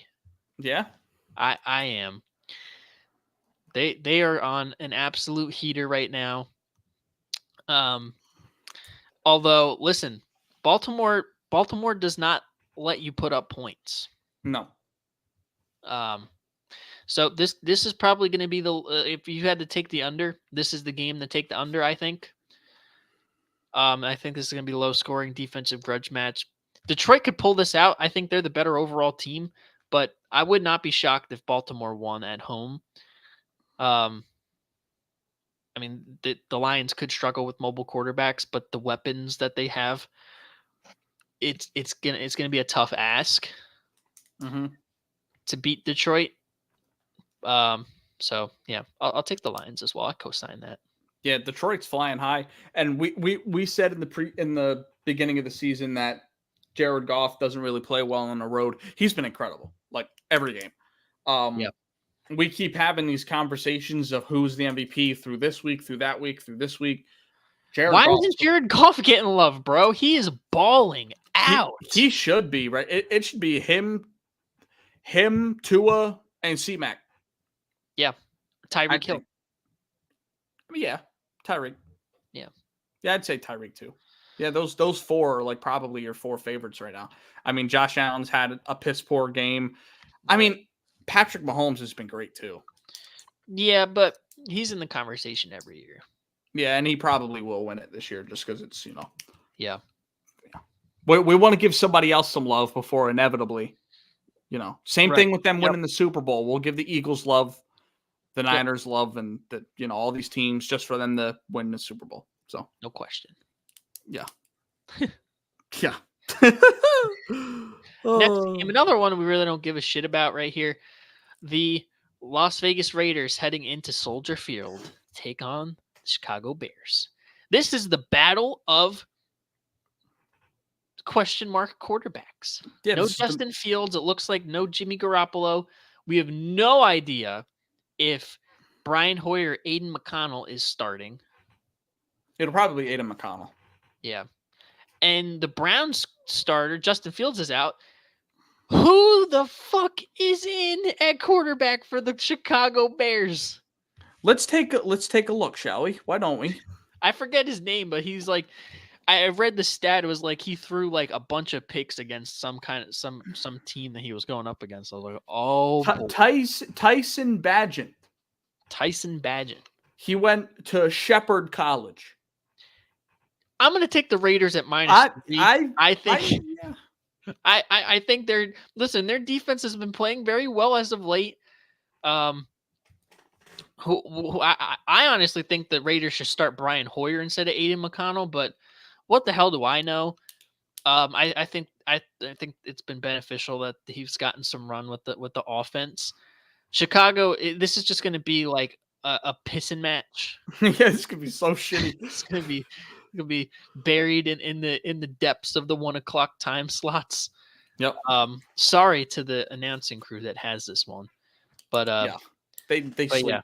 Listen, the Raiders are making waves, bro. Mm-hmm. They're doing their thing. Yep. I'm gonna take the Bears. Reason being, they no longer have the worst quarterback of all time playing for them. So, they don't have the worst. I think he's even worse. You can't get worse than the we worst. saw what happened when Justin Fields left the game last week against Minnesota. Same shit could happen here. You can't get worse than the worst. It gets worse. Let Tyson Bagent start, and you'll see. All right. Well, I'm a roll with Tyson Bagent. That's cool. You roll with him. I'll roll with Aiden McConnell. I respect it. Thank God now this isn't a Monday night game. I don't want to break down either. Oh my God. I might be taking the day off. Is Tyson Bagent a guy? Yeah, Obviously not. Obviously not. Oh man. A little better matchup here. Another divisional matchup. Atlanta Falcons going into Tampa Bay to take on the Buccaneers. 2.5-point home favorites for Tampa Bay. I'm going to roll with Tampa Bay here at home. I think they bounce back. That was a tough game last week. I feel like the receivers kind of hung Baker out to dry last week. He had some great opportunities that went through the hands of some guys. Obviously, he sailed some balls, some tough bounces and defensively, but I think they'll be able to get the Atlanta defense here. And, I mean, can Atlanta move the ball overall other than Bijan Robinson? No. This is going to be a tough ask against this Bucs defense. Really good defense. Yeah, I like Tampa Bay here. I'm in agreement. Baker has been a dog this season, even in losses. And the matchup is just, I don't like it. I mean, you're gonna have to rely on your running game heavily, and you've got arguably one of the top rush defensive lines. Oh, did you hear that little in my throat? No bueno. Pause. No bueno. But yeah, I'm gonna take the Bucs with you, bro. It's just I don't like the matchup at all, and I think the Bucs are an actual like good team. So yeah. First 4:00 game, Pittsburgh Steelers going into LA to take on the Rams. I hope that the nationally televised one. The national televised one will probably be Chargers Chiefs, but I would love to watch the Steelers Rams. This is a good matchup. Mm-hmm. What are your thoughts? I think I keep taking a lot of favorites. We both are, but I really like the Rams in this game. Yeah, I do too. You're gonna rely on Kenny Pickett to outduel Matt Stafford because no one can run on the Rams. Aaron Donald has been great. Again, another year where he doesn't have the sack numbers, but he's still up there in pressures and all that stuff. He's great in the run. Probably going to be another all-pro season for him. Yep. Najee Harris has been a dud this season. He's been so bad. Trash. That entire offense has been bad. # fire Matt Canada.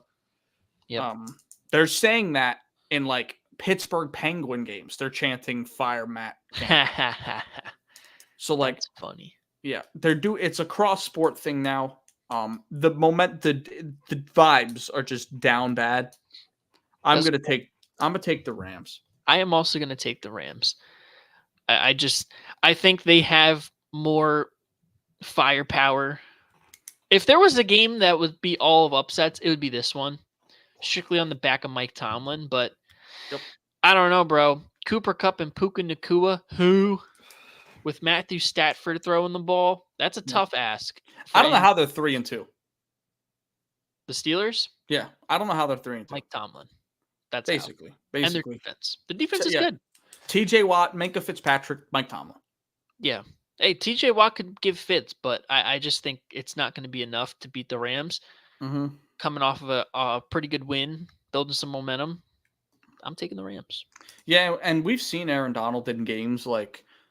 We've seen him prove a point in these matchups where he's going up against these pass rushers that are like getting all the hype and everything. Nobody's talking about Aaron Donald right now. I think this could be a game where he goes out there, especially against that offensive line, and just fuck him. Oh, yeah, absolutely. Oh, I think it's going to be an Aaron Donald masterclass. They're going to be talking vintage Aaron Donald. Yeah, and I don't know if it'll be vintage Aaron Donald because Aaron Donald's been him all this time. Yeah, but you know how they go. I know how the general media says it. That's why you need to watch the Day One podcast content because we're the real media. Facts. Listen, there's going to be a point in time.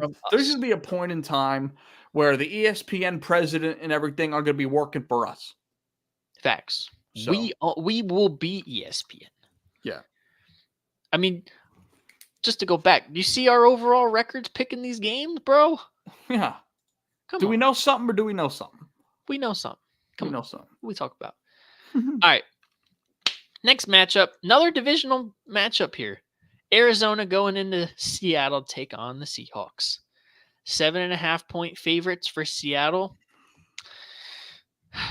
Give me Seattle. Yeah, bro. I'm there with you again. Yeah.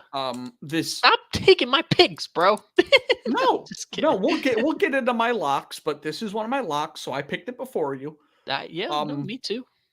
I just Jonathan Gannon sucks. He does. Fuck you, Jonathan Gannon. Continue Listen, the they're gonna propaganda. go into CenturyLink Field. The 12th man is going to slaughter them and eat them alive. Seahawks been playing really good. They have been playing really good. Geno Smith has been having a great season. The defense has been good. The Arizona Cardinals are starting to figure out, although they've been dealing with some injuries with James Conner on IR and all that fun stuff.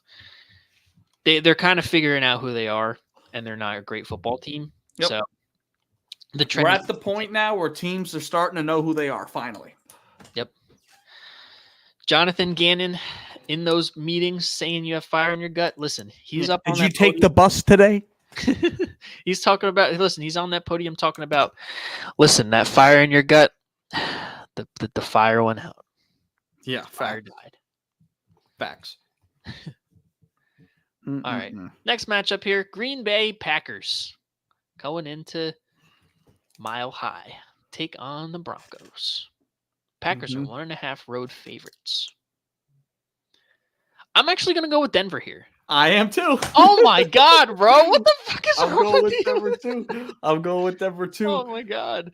Yeah, I'm going with Denver to win this game. This is just such a winnable game for the Broncos. They got to get one on the board. Yep. Rookie quarterback.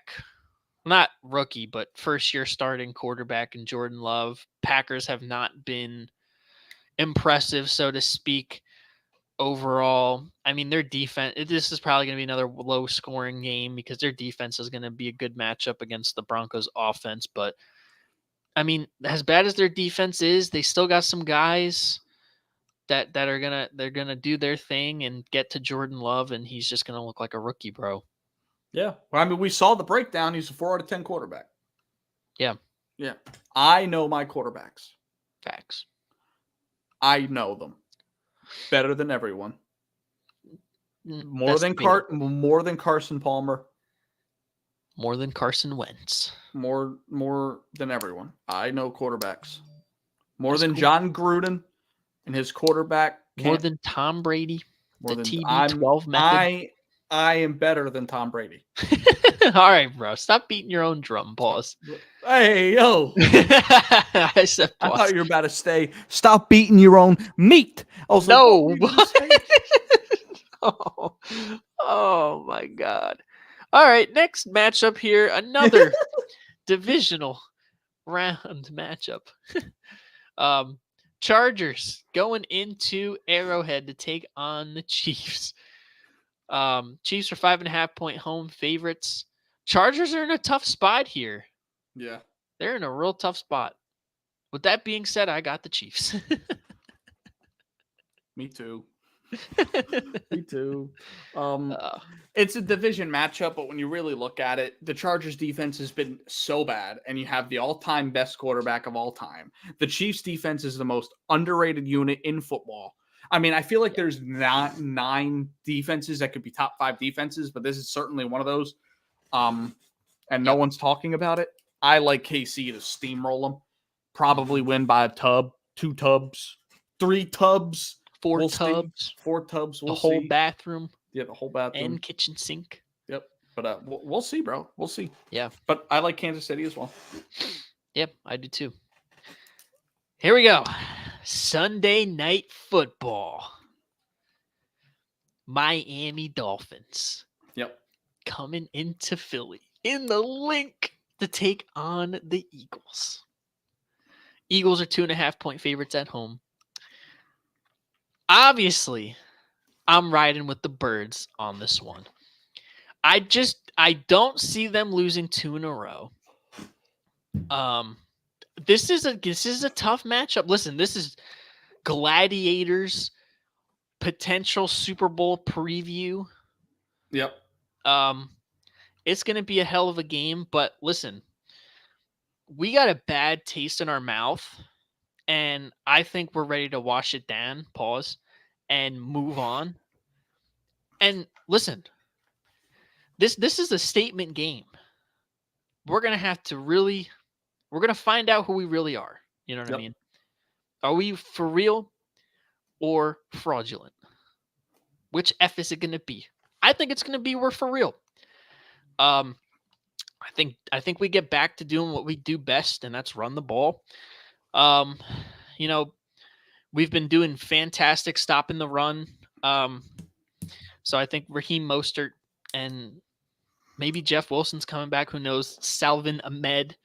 They're not going to really be able to get off as good. I just worry about Tyreek Hill and Jalen Waddle because our secondary has been a revolving door of guys getting hurt and coming back. We did sign Josiah Scott, which I don't like, but I understand. He's going to match up. He's going to match up with Tyreek. Yeah, as a safety probably. I mean, yeah. Listen, Josiah Scott's food. Let's be real, but listen, he brings depth. He's a guy that knows the system for the most part and has played here before, so I understand the move. We're getting our guys back. Jalen Carter should be back. Sidney Brown's 100%. He'll be playing. Reed, I'm hoping Reed is back. It sounds like Lane Johnson will play, per Brian Baldinger. He said he worked out with him at his barn, and he said he's fine and ready to go. Yeah, I think I said it with Bradley Roby. I don't know if Julio's playing this week, but if he is, it's going to be a movie. Kelly Green night, the debut of the Kelly Greens, bro. We can't lose. This is the debut of the Kelly Greens? This is the first night, yeah. Oh, this is Kelly Green night. It's gonna be an all-time classic, I think.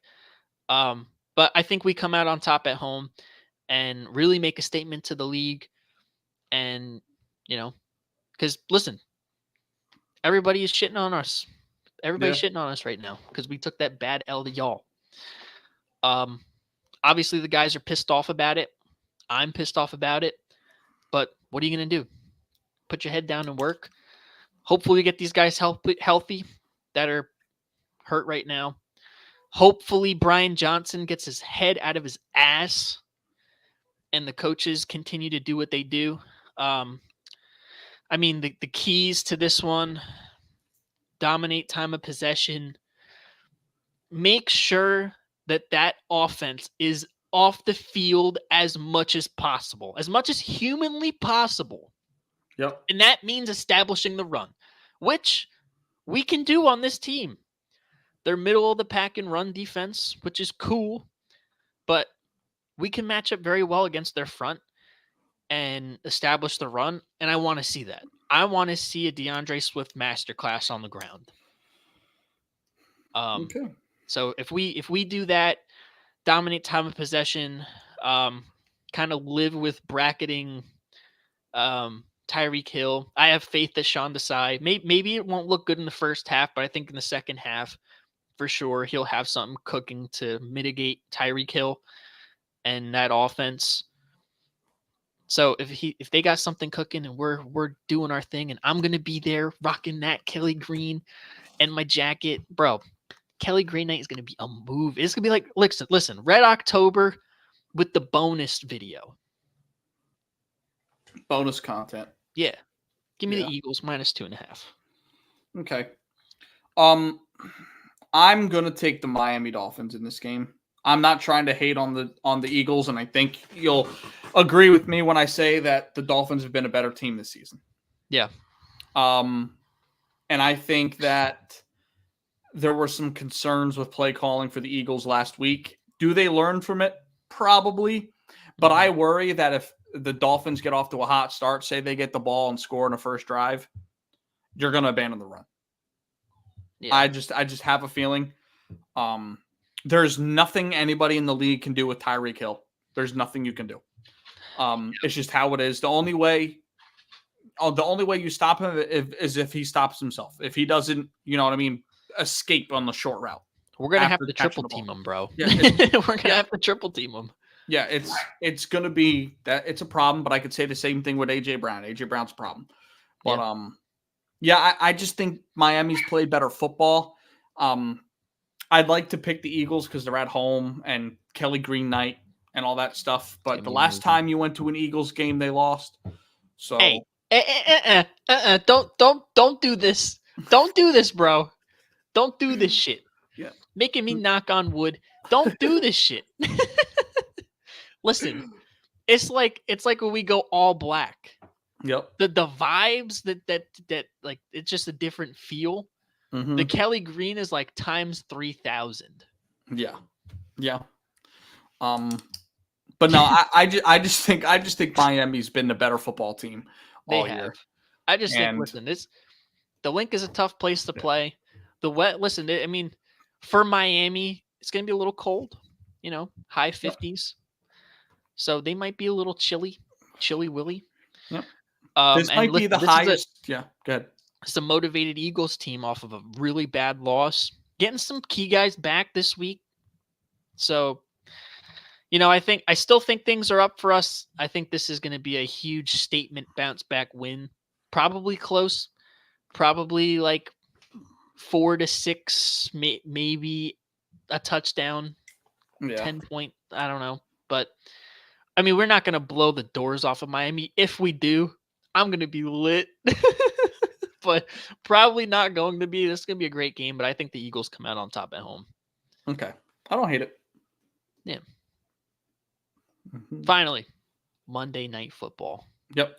And we'll do the announcement now for Is He Him? The whole reason I started this segment, we're doing Brock Purdy this week. Pause. Is Brock Purdy a guy? Yeah. And we're going to find out. And you picked the perfect defense to bias your opinion against Minnesota. Well, not bias it. I mean, if he struggles against a bad defense, I'm going to hold that against him. Big time. Right. I'm not going to elevate him because he dominated against a bad defense either. So true. Like that, to me, that's the best way to tell if a quarterback's great or not. Because if a quarterback's great, you do what you do against a bad defense, and that's it. No ifs, ands, or buts about it. If you're a great quarterback, you should not lose to a bad defense. It's just how it is. True. So, yeah. Mm-hmm. With that being said, San Francisco 7-point road favorites in Minnesota. I'm taking San Fran. I am too. Okay. Stop copying me. No. All right. Yeah. Yeah, dude. I don't think it's a fair matchup. I mean, you got Kirk Cousins. Last week it didn't look great, even though they won. They didn't get the ball. Chicago. Yeah, they didn't get the ball to Jordan Addison as much as they thought they should have. Right. I mean, it's only a 7-point spread because we don't know about Christian McCaffrey or Debo. I think it sound, at least to me, it sounded like they'll be good to go. Either way, to me though, even if the offense isn't that great, this defense is going to have whatever they want. Yep. They're going to have a field day. Minnesota. No question. Yeah. Yep. So. Yeah. Yep. Those are our picks. They're probably all right.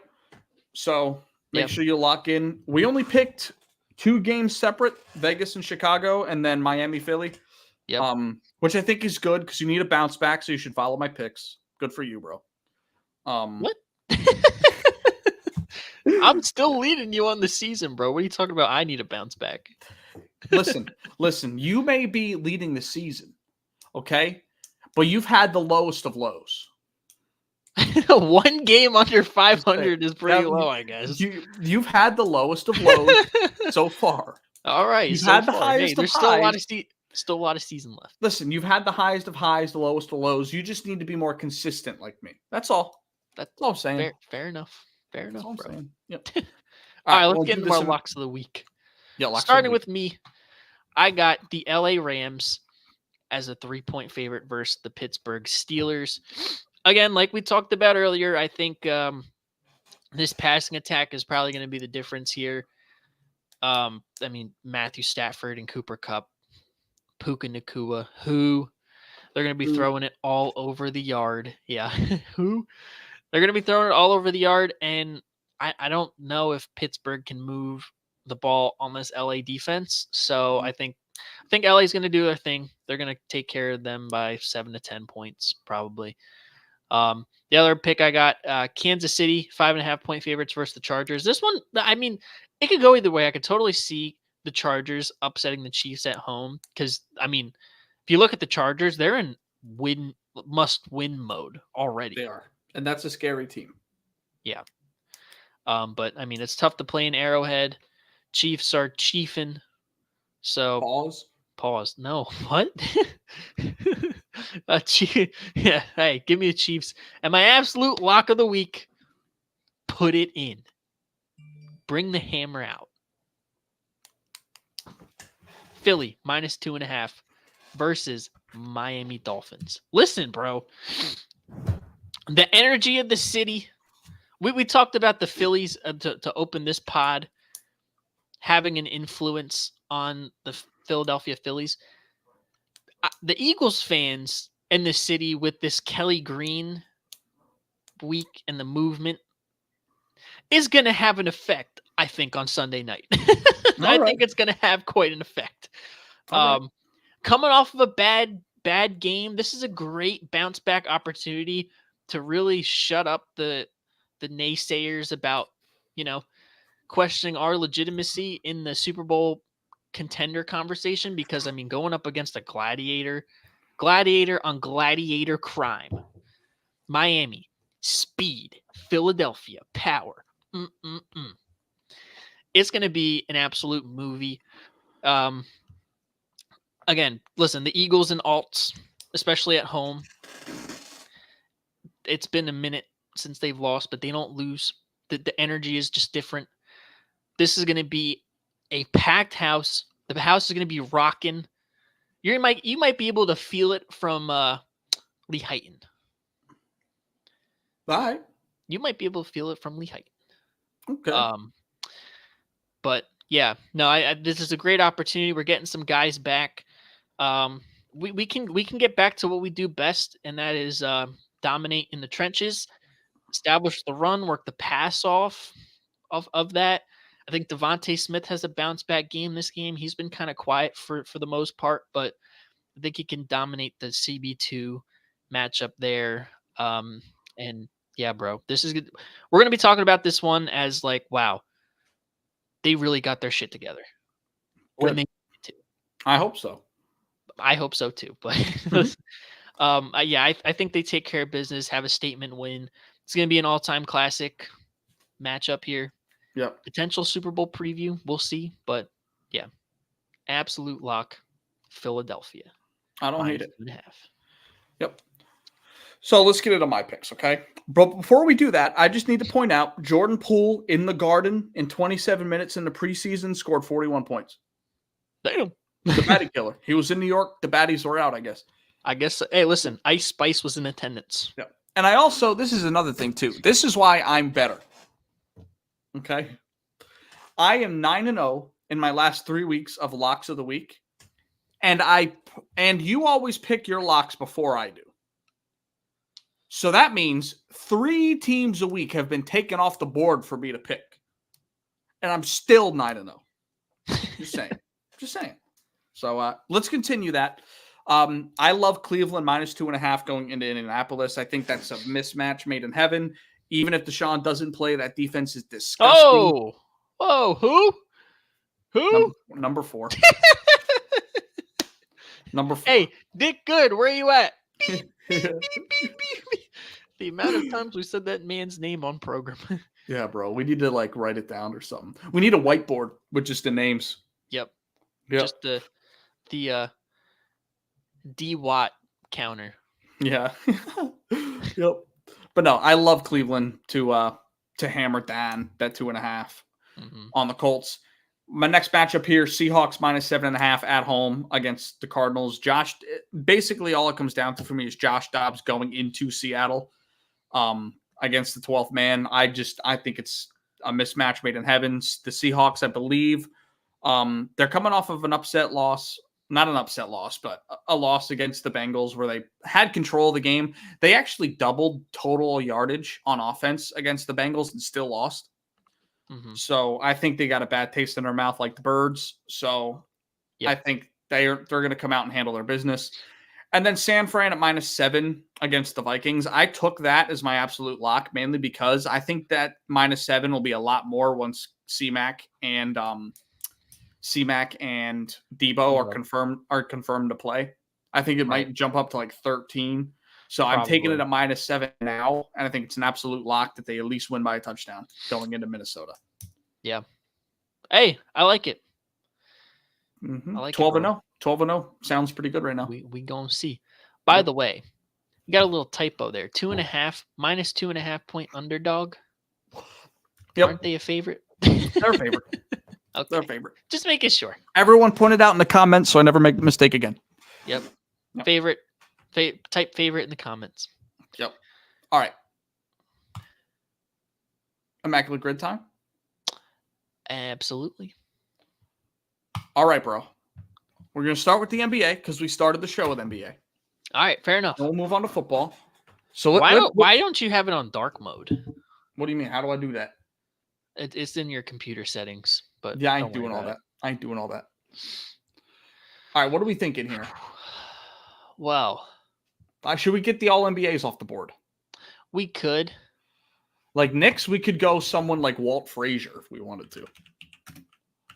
You know what I'm saying? Walt Frazier. Right. I don't actually know. He may not have won an All NBA, but we could. There's thousands of guys. John Starks won an All NBA for the Knicks. I don't know. I think that's a toughie. Yeah.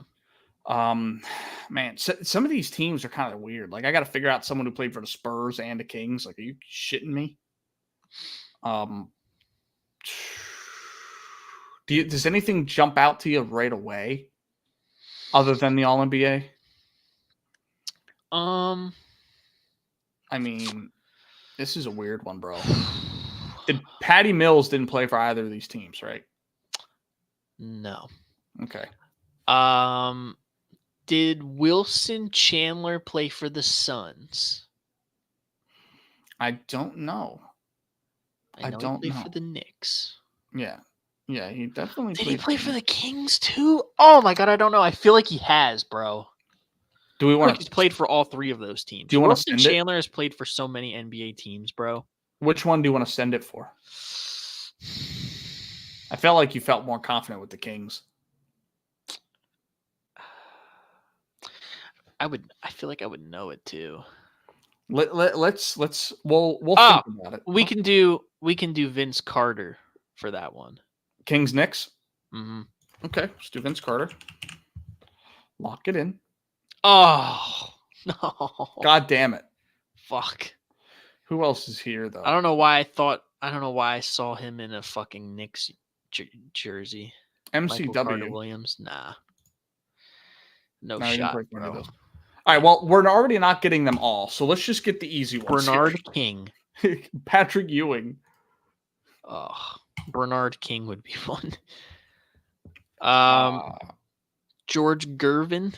The Iceman. Mm-hmm. Yep. And then Lakers, take your pick. Jerry West. Actually, I don't even know if they did All NBA back when Jerry West was around. Crazy poll, but Cedric Ceballos did not win an All NBA. No, bro. Did man, what's the dude's name? Number 6. I can't think of his name. Eddie Jones, did he win an All NBA award? No, I don't think so. I think Pau Gasol did it one year. James Worthy's probably won one. Do we want to just put a name in there? LeBron. We could do LeBron. We could do AD. Kobe. Russell Westbrook. No, I'm just playing. Kobe Bryant. All right, that works for me. Show love to the shout Bean. out. Only 29. Probably because LeBron's on there. Yeah, that's cool. All right, let's try to cook some of these if we can. All right. Easy. I mean, we even look at current roster. Christian Wood didn't play for either of them.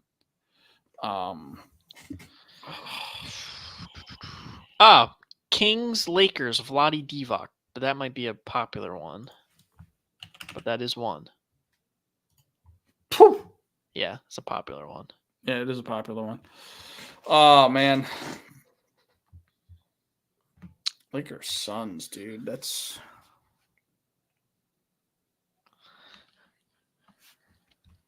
Lakers Suns. That's a weird one.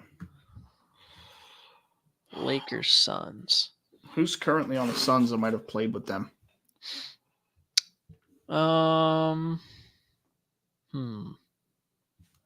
Isaiah Thomas. Did Isaiah Thomas play with the Suns? Yep. I think K Debates Diop played for the Lakers, but I'm gonna go with we'll go with Isaiah Thomas has. Isaiah Thomas. Not that one. This one. Yep. 2%. Nice Hell pull. yeah. Nice Hell pull. yeah. Shout out. Shout out.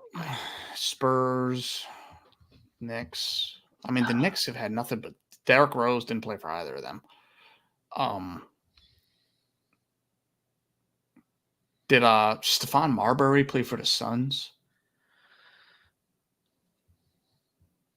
I think he did, bro. I'm sending it. Send it. Oh yeah, baby. Good pull. I figured he did. You know where I thought of it from? You know the crazy like between the legs like 360 pass. Oh yeah. Time. He was the Phoenix Sun for that. Huh. Yeah. Oh man, Spurs Suns. I feel like that one should be fucking easy, but it's not.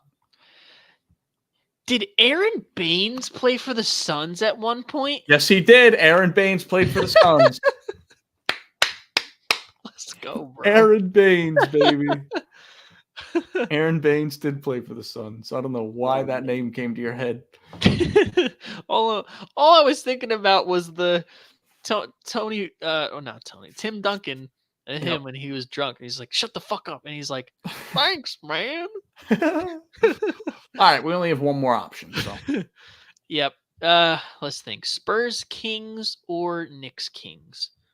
I'm still stuck up on the Wilson Chandler thing with the Kings. Do we want to just send it since we have one guess? No. All right. Bro's not confident. No. Oh my god, bro. Why do I feel like I have seen a Ron Artest Knicks jersey? Why do I feel like you're smoking? Because I probably am. Yeah. JaVale McGee didn't. Nah, JaVale McGee wouldn't. No, he didn't play for the Knicks. He didn't suit up yet. Malik Monk started with the Hornets. Has what's his face? Costa Koufis did not play for the Knicks. No, he didn't. I'm in my bag right now. You are, bro. Costa Koufis, bro.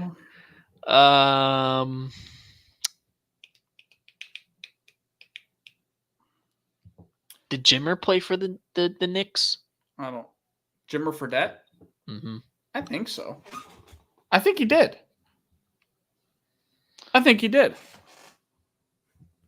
Mike Bibby has definitely played for the Knicks. I know that, but that's probably a pretty popular one. Well, I mean, we can't get a good score anyways. What about Mohammed Abdul Rauf? He might have. I don't know, bro. He might have. Mitch Richmond? Oh, man. Did Zach Collins play for the Kings? You know what? I want to say I think so. I don't know, but I think so. I feel like he did.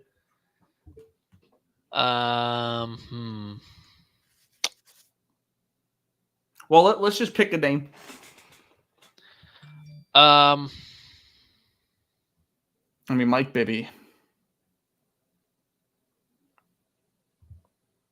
Doug Christie didn't play for the Knicks. Oh my god, I'm trying to think, bro. This is tough. This is tough. Yeah, it is. What about Kevin Martin? I don't know. That I don't know. I'm trying to reach deep into my Kings bag here. I don't know why, bro. We can't get them all. I know, but I'm just trying. At this point, we should just Spurs. At this point, we should just get the bag. All right. Put Mike Bibby. We'll see what we've missed. 278. Not bad. Yep. Immediately, we're checking the middle one. Yep.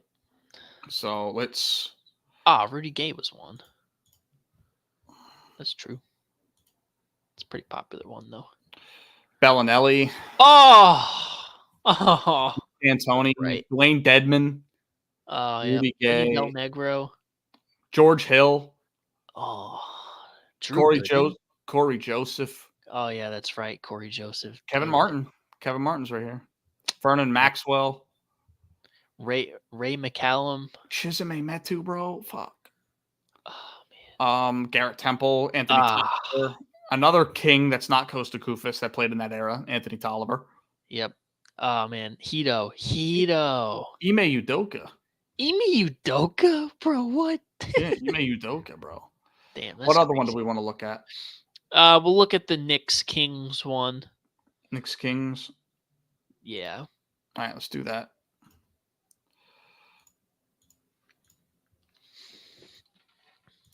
Yeah, bro. All Damn. Right. Yep.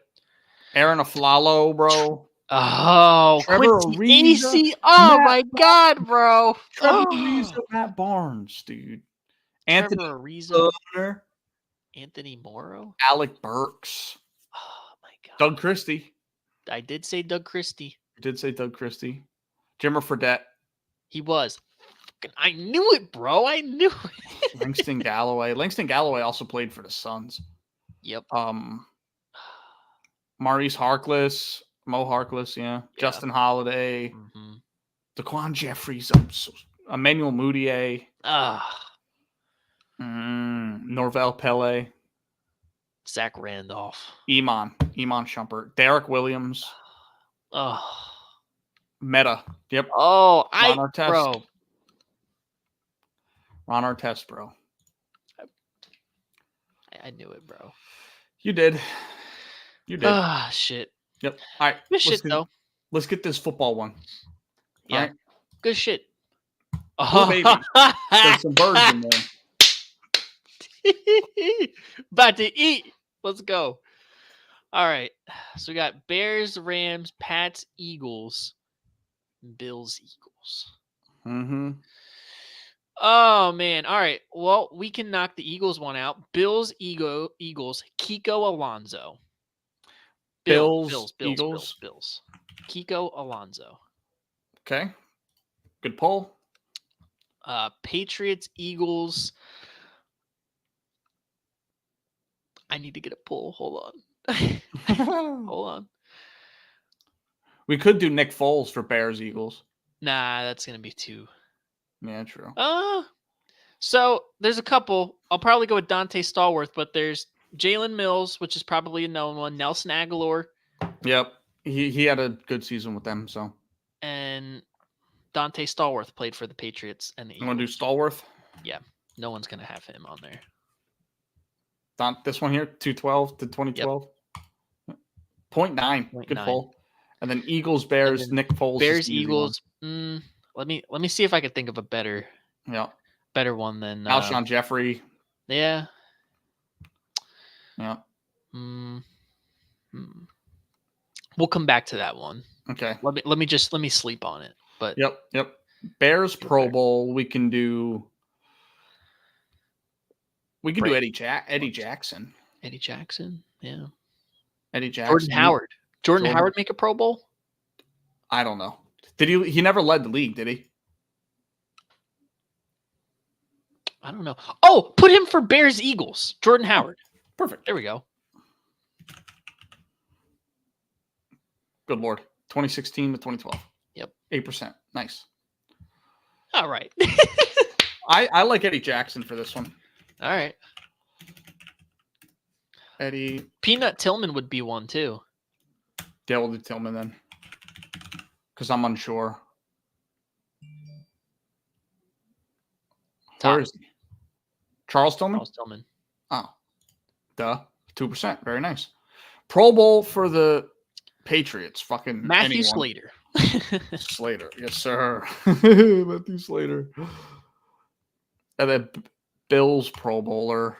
Didn't Richie Incognito make a Pro Bowl? Yeah, bro.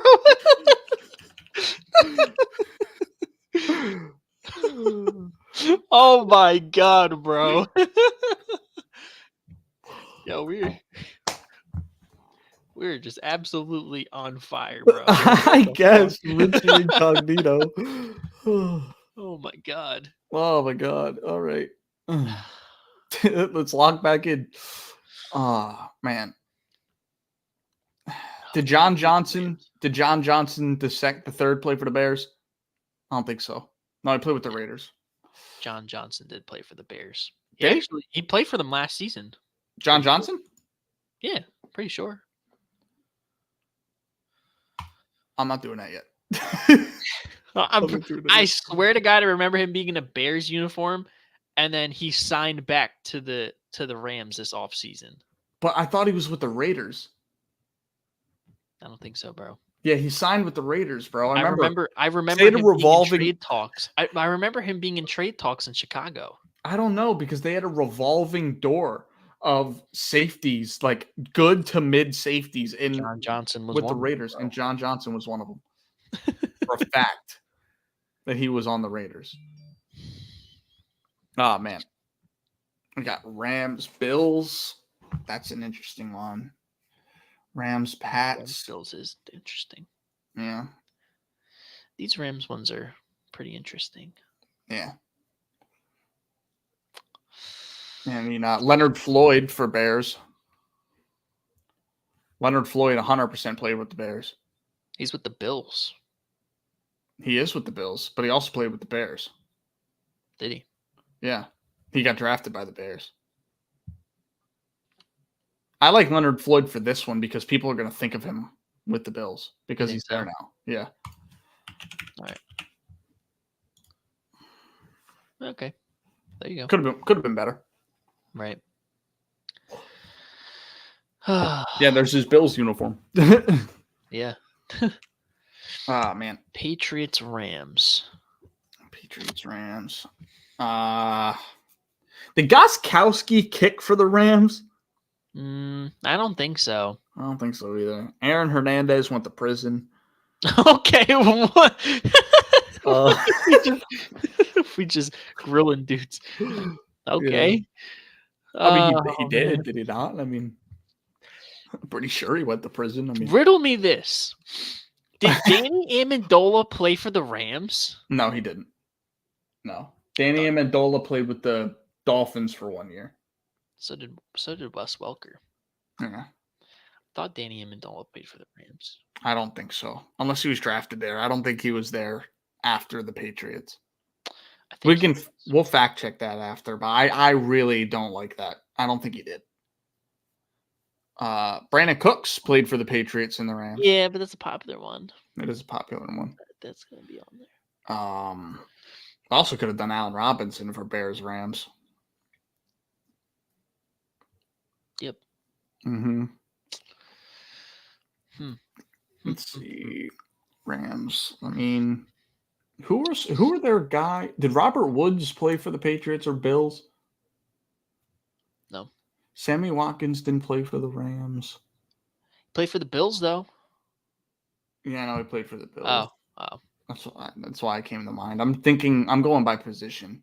Gotcha. So like receivers, I feel like bounce around the league a lot. Like did Kelvin Benjamin play for the Rams? Steven Jackson for the Rams. Rams Patriots.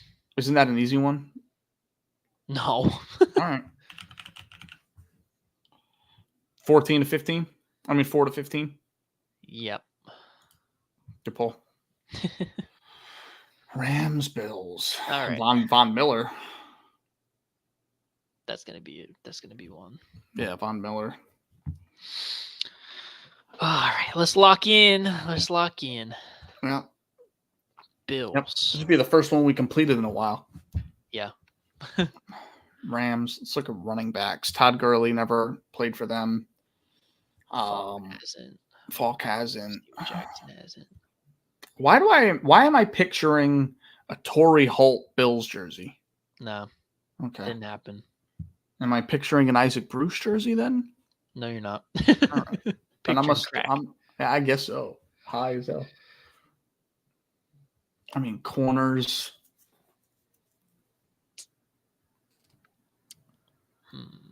No, he didn't play there.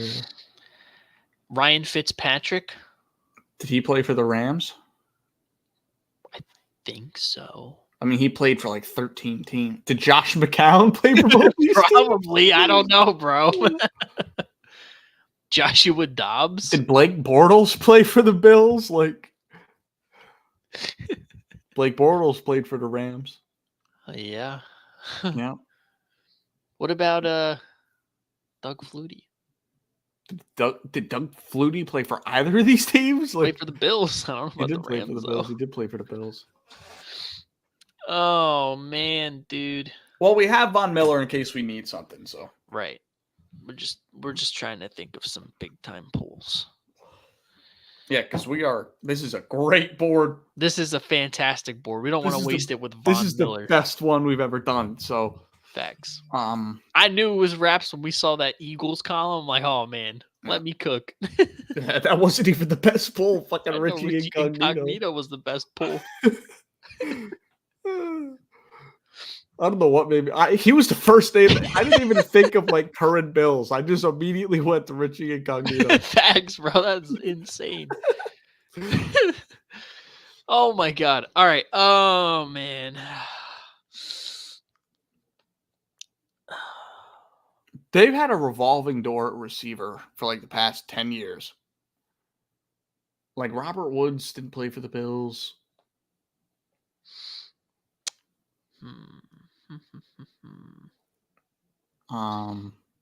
Has T.O. played for the Rams? No. T.O. never played for. I believe it was Bills, Eagles, Bengals, Cowboys.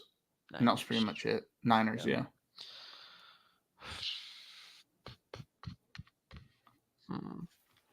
Oh man, I want this to be. Did Josh Norman play for the Rams? No. What about Latavius Murray?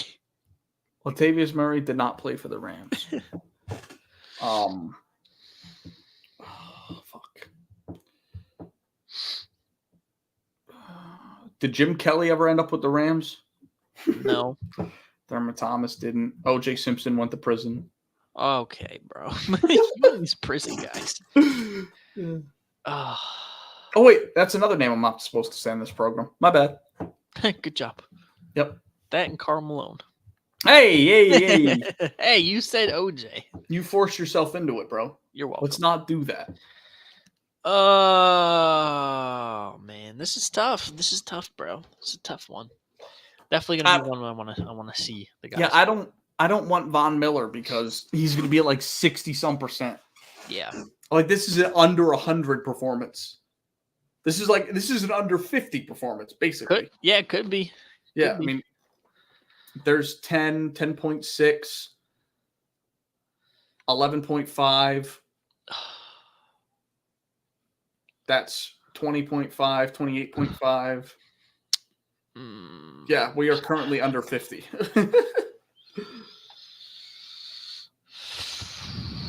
Who's Taylor Rapp currently playing for? Not the Bills. That I know for a fact. He came to mind earlier. I just thought that was dumb. Who was the? Oh my god! Did Prince Amukamara play for the Rams? Has he played for the Bills? He played for the Bills. Oh. Did Vontae Davis play for the Rams? Pre-halftime retirement? Maybe. I don't know, bro. I don't know. Gurley never went there. I mean, Ndamukong Suh has not played for the Bills.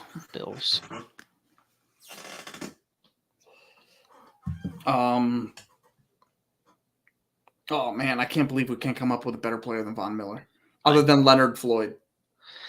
Yeah, I know. What about linebackers? The Edmund guy didn't play. Edmonds didn't play for the Rams. He was drafted by the Bills. Safeties: Jordan Poyer, Micah Hyde. I feel like London. Why am I picturing London Fletcher in a Bills? No, I don't think so. He played with the Rams. I know that, but then he played with Washington. Yeah. Obviously not Goff. What about some like career backups like Mark Bulger? Mark Bolger. He played for either of these teams. Like, I don't know. Ryan Fitzpatrick. I come back to Ryan Fitzpatrick. I know he played for the Bills. I feel like I picture Ryan Fitzpatrick in a Rams uniform. I picture Ryan Fitzpatrick in every uniform, bro. Oh my god. Oh, what the fuck, dude? Who's Josh Allen's backup? I don't know. I don't know who Matt Stafford's backup is. I don't know either. Yeah. All right, let's just go by position then. Offensive lineman for the Bills. Andrew Whitworth? Andrew Whitworth did not play for the Rams. Deion Dawkins Bills. did not play for the Rams. Yes. No. Andrew Whitworth played for the Rams. He hasn't played he for played the for the Bills. Rams. He didn't play for the Bills. Yeah. Oh. Deion Dawkins did not play for the Rams. Mitch Morse didn't play for Mitch Morse did not play for the Rams. I don't even know who their right tackle is now. Roger Saffold? Why am I picturing him in a Bills uniform? I don't know, bro. All right, then we go to tight ends. Higbee, Gerald Everett. No.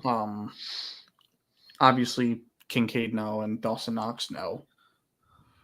Receivers, not Diggs, not Davis, not Isaiah McKenzie, not Cole Beasley, did John Brown play for the Rams?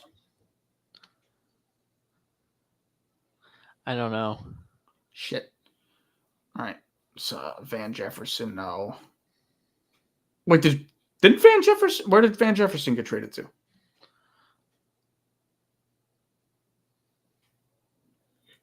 Why do I feel like he went to the Bills?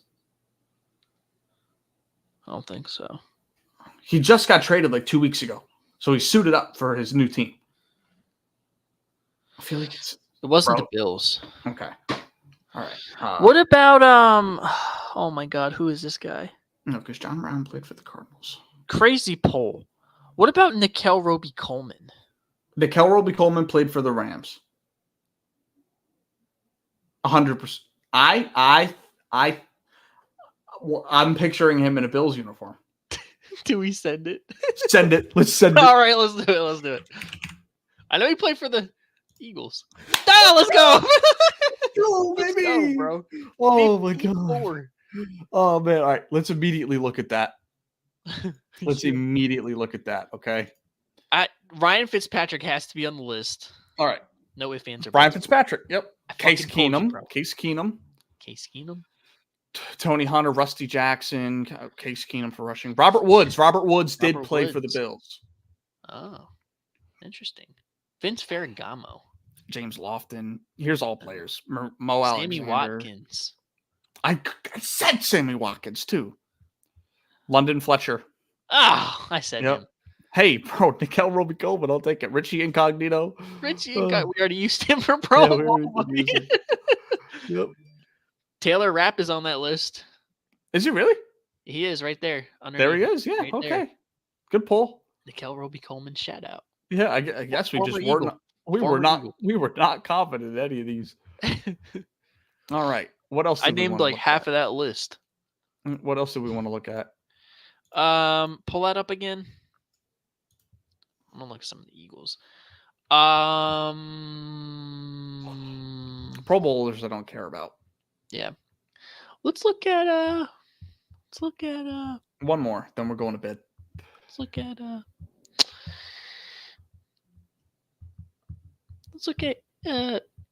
Eagles. Make a choice, damn it. I don't know, bro. I want to look at all of them. Look at Eagles Bills.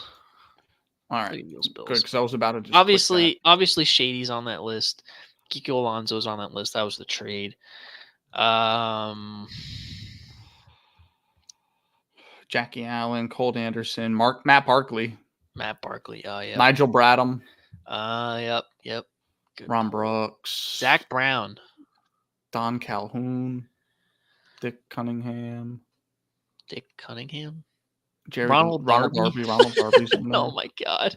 John Dorenbos played for the I fucking guess. Bills.